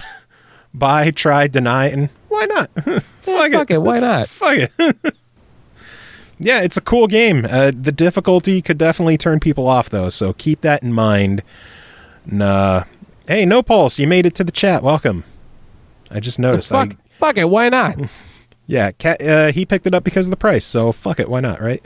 So Castles gets a fuck it, why not? And stay tuned if you're interested in hearing more about Badlands games. They have a bunch of shit coming out and recently released, and I will be talking with someone from Badland Games coming up on the show shortly. So yeah, stay tuned to that. And I wanted to cover Zenith on this show, but given it is an action RPG, I didn't spend as much time as I wanted on the game. So I don't want to give it any kind of final verdict yet, but it's action RPG, humorous. It's worth keeping an eye on. I'll do an actual review either later over the weekend or next week sometime. But it's one to keep an eye on. This could be I'm eyeing up a try it right now. So, but we'll cover that one more in depth later. Sounds good. One more review for the week, or for the episode. Final game to talk about is called DEXED, developed and published. I'm excited by this one, by Ninja Theory. Ninja Theory. Yeah. And this is a VR game, isn't it? Yeah, released September 26th on Steam for Vive for only $9.99. From Ninja Theory, creators of Heavenly Sword, Enslaved, Odyssey to the West, and DMC Devil May Cry, DEXED is an on-rails VR shooter that takes you on a dreamlike journey through the beautifully realized worlds. As you travel, you target and shoot enemies using both VR controllers. Our friend Uneaten Lake took care of this one for us, and Chris, you've got this one to read off, so let us hear it. Let us. So there might be some stuff that is doubled up on this beginning section, but I'm going to read it anyway. Yeah. DEXED is a VR action game similar to Crimson Dragon style of on-rail shooter. It was released on September 26th on Steam for $9.99 and is playable on PC with the HTC Vive. DEXED was created as part of a Ninja Theory game jam and was developed by a team of 8 people in just 3 months. You may recognize the name Ninja Theory. They're a team based. They're the team behind Enslaved, Odyssey to the West, and DMC Devil May Cry, Heavenly Sword, and the Twilight of the Republic playset for Disney Infinity 3.0. I didn't know about that one. It's an impressive list, and DEXED seems to be their first attempt at a VR game. Since this is the first HTC Vive review I've done for SML, I want to point out a few things that some people may not know about playing games with the HTC Vive. One of the bigger selling points for the HTC Vive is the tracked motion controllers, as well as having the following playing options: standing, sitting, and room scale. Well, that's fucking cool. Some games will also have you using a gamepad controller instead of the tracked motion controllers. But I've had the best experiences so far with the tracked motion controllers. Standing and sitting play is self-explanatory, but room scale is a whole different beast. If you've ever played with a Kinect, think of the play area that you have in the room in front of your TV that Kinect games can detect you in. Room scale is similar to that, where you can walk around within a space and interact with objects and whatnot. The current difference between HTC Vive and Oculus Rift is the fact that Rift doesn't have a room scale play nor motion controllers. You're basically stuck playing with an Xbox controller for all of your experiences with Rift. Rift will eventually have motion controls, but it's yet to be seen how they will work or if developers will support them. Suck a dick, Rift. The other thing to note about VR gaming versus playing on your TV is that most games have some sort of 3D to them. So objects that are small can be especially very far away and come towards you. It's an effect that I really wasn't ready for when I first tried out the latest gen of VR devices. With that out of the way, DEXED is a standing/tracked motion controller game. You could play sitting down with the motion controllers, but you will probably miss out on being able to see behind you or take out enemies behind you easily. I think most of the listeners to SML will know of Crimson Dragon and how that game basically plays. You're on rails, and you use the joystick to aim at targets and shoot them. Now, take that concept, then put yourself inside the game where you can turn around and see things that you've just passed. Oh, fuck. Then have two different targets to aim with instead of one. One tracked motion controller is fire, where the other controller is ice. You aim with the fire controller to shoot the ice enemies and do the opposite with the ice controller. If you accidentally shoot a fire enemy with the fire controller, or ice with ice, it will shoot back at you in normal mode. When this happens, you will have to use the squeeze buttons on the controller to put your shield up. There's also a way to cancel your selection if you targeted ice with ice or fire with fire. Graphically, the game looks amazing in VR. The first level has you traveling underwater and gives me a feeling of playing a game inside the blue, in parentheses, a VR experience that came with my HTC Vive when I bought it. You unlock new levels as you complete the previous level. In total, there are 4 levels, each with an easy, normal, and hard difficulty setting to them. The remaining levels have you going through a jungle, which then what seems like the inside of a volcano, and lastly, a snowy ice level. Here's a rundown on the differences with the different modes. Easy mode is just like the other modes, except you don't have to worry about the repercussions if you shoot an ice object with an ice weapon and fire, or fire, vice versa, whatever. Normal mode gives you the ability to shield yourself if you accidentally show an ice target with an ice weapon or shoot. I'm guessing shoot, yeah. At an ice target or ice weapon, fire with fire. Hard mode doesn't have any use for the shields because you will instantly freeze your score or lose points by burning your score.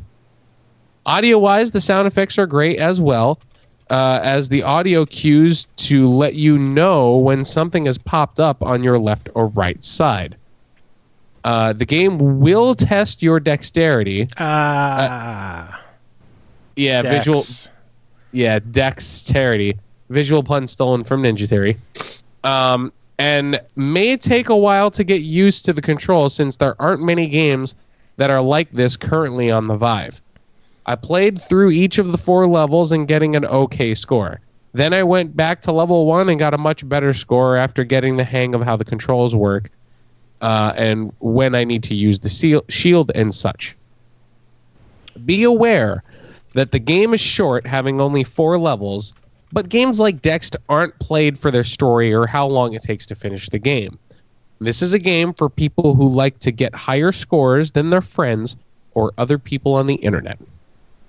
This game is 100% buy it for anyone who has an HTC Vive and thinks that they've got the dexterity to play this game successfully.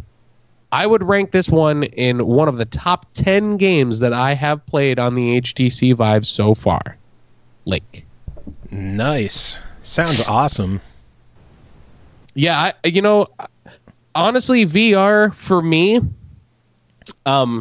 especially on-rail shooters and shooters in general, is what makes me more interested in VR. Like games like a House of the Dead or Time Crisis, like stuff like that is what really gets me excited for VR. So seeing on-rail shooters in VR, like that's what I'm primarily excited for. So I'm sure it's a lot of fun.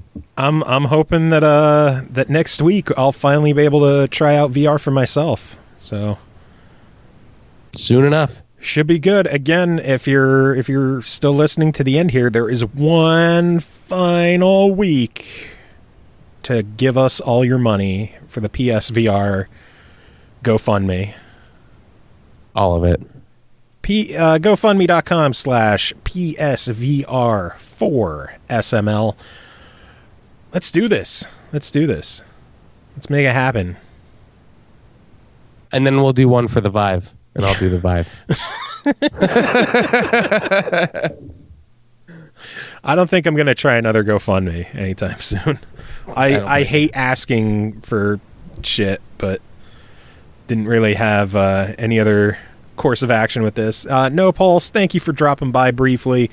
I'm glad you were here to check out your own review. So. What did you think of yourself?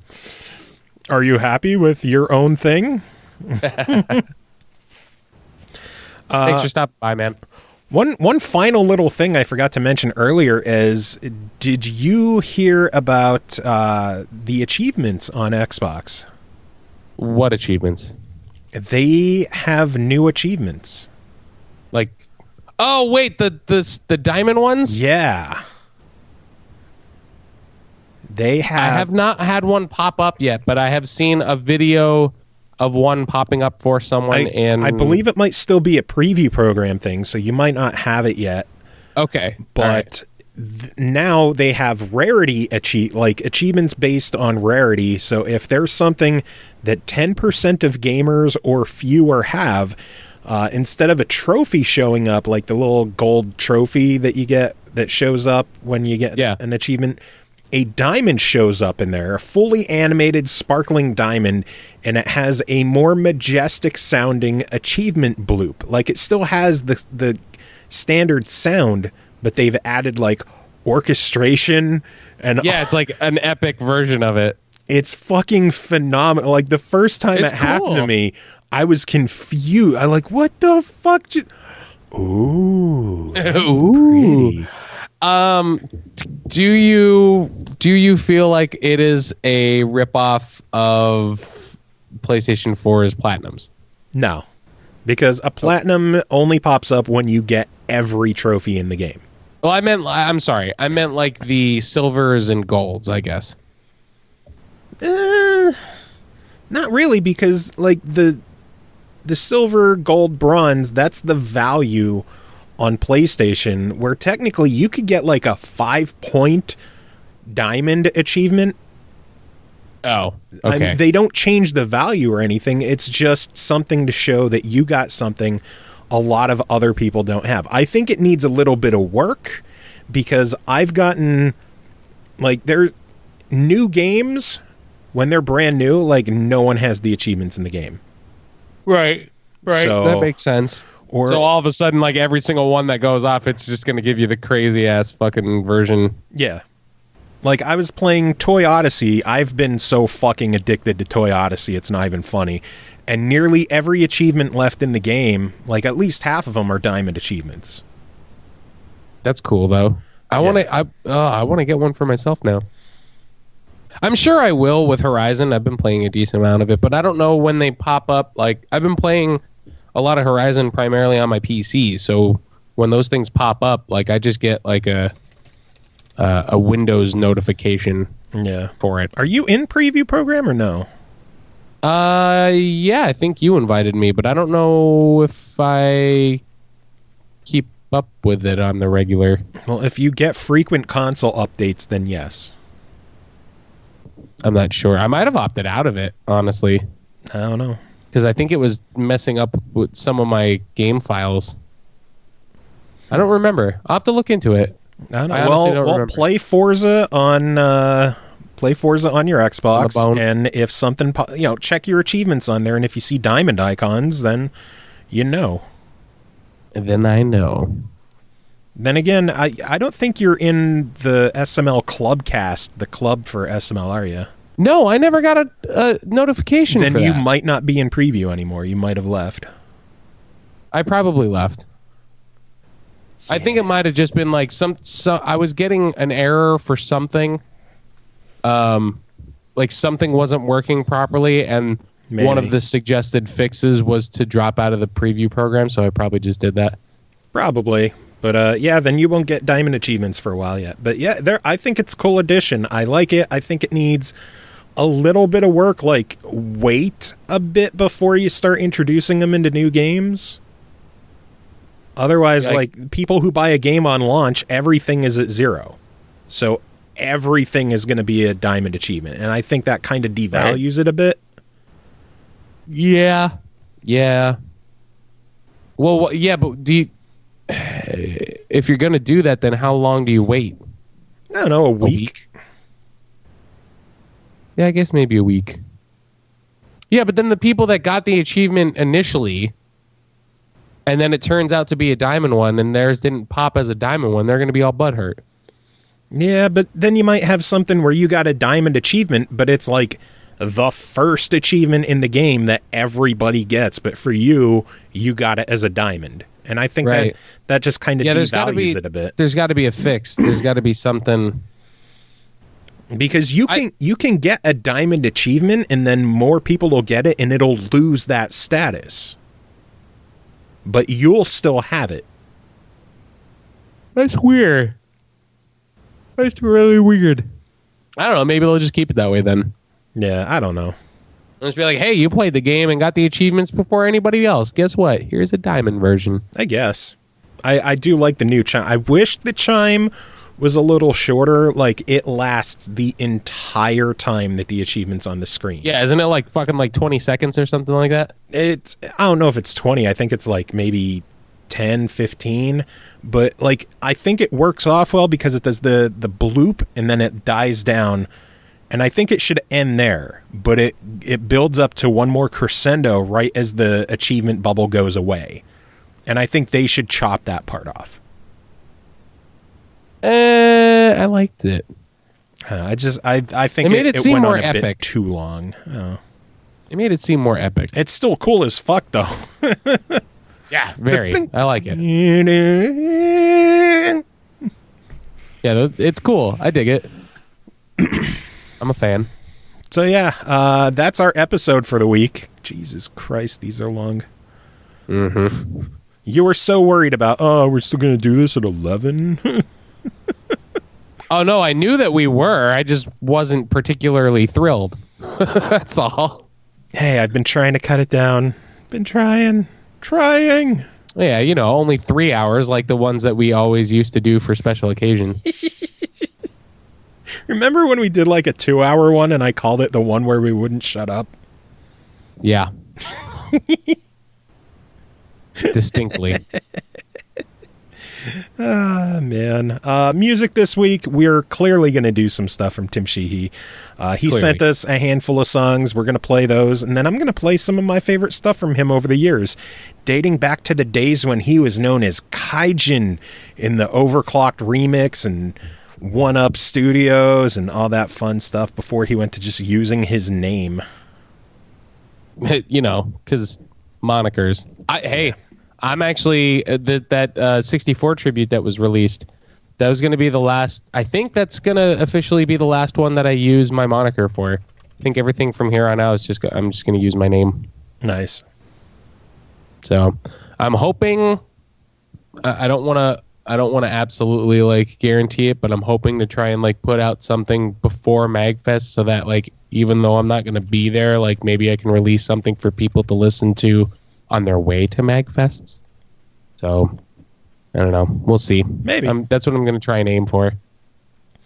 Nice. I got some time, and I got a different guitar now, so That's cool. now some of the older ones that I put on the first album I can redo if I so choose, or I could perform them actually if people wanted me to, because they were originally done on 7 strings, and now I have a 7-string again. Yeah. I like how my Skype is still frozen. Still? Yeah, it just is not responding. It's weird. The call is still stuck at like an hour 50. That's weird. Good thing I'm not using my webcam. Yeah. You would just be frozen like... Yeah. And I'm more than likely not in a flattering way. I'm sure I would look like a goofball. Yeah. So, you know what, Joe? Huh. I'm telling you final words. Final words. Donate to our PSVR fund. And if you don't, good call, really. Good call. Don't do it. It's bad. I'm dying.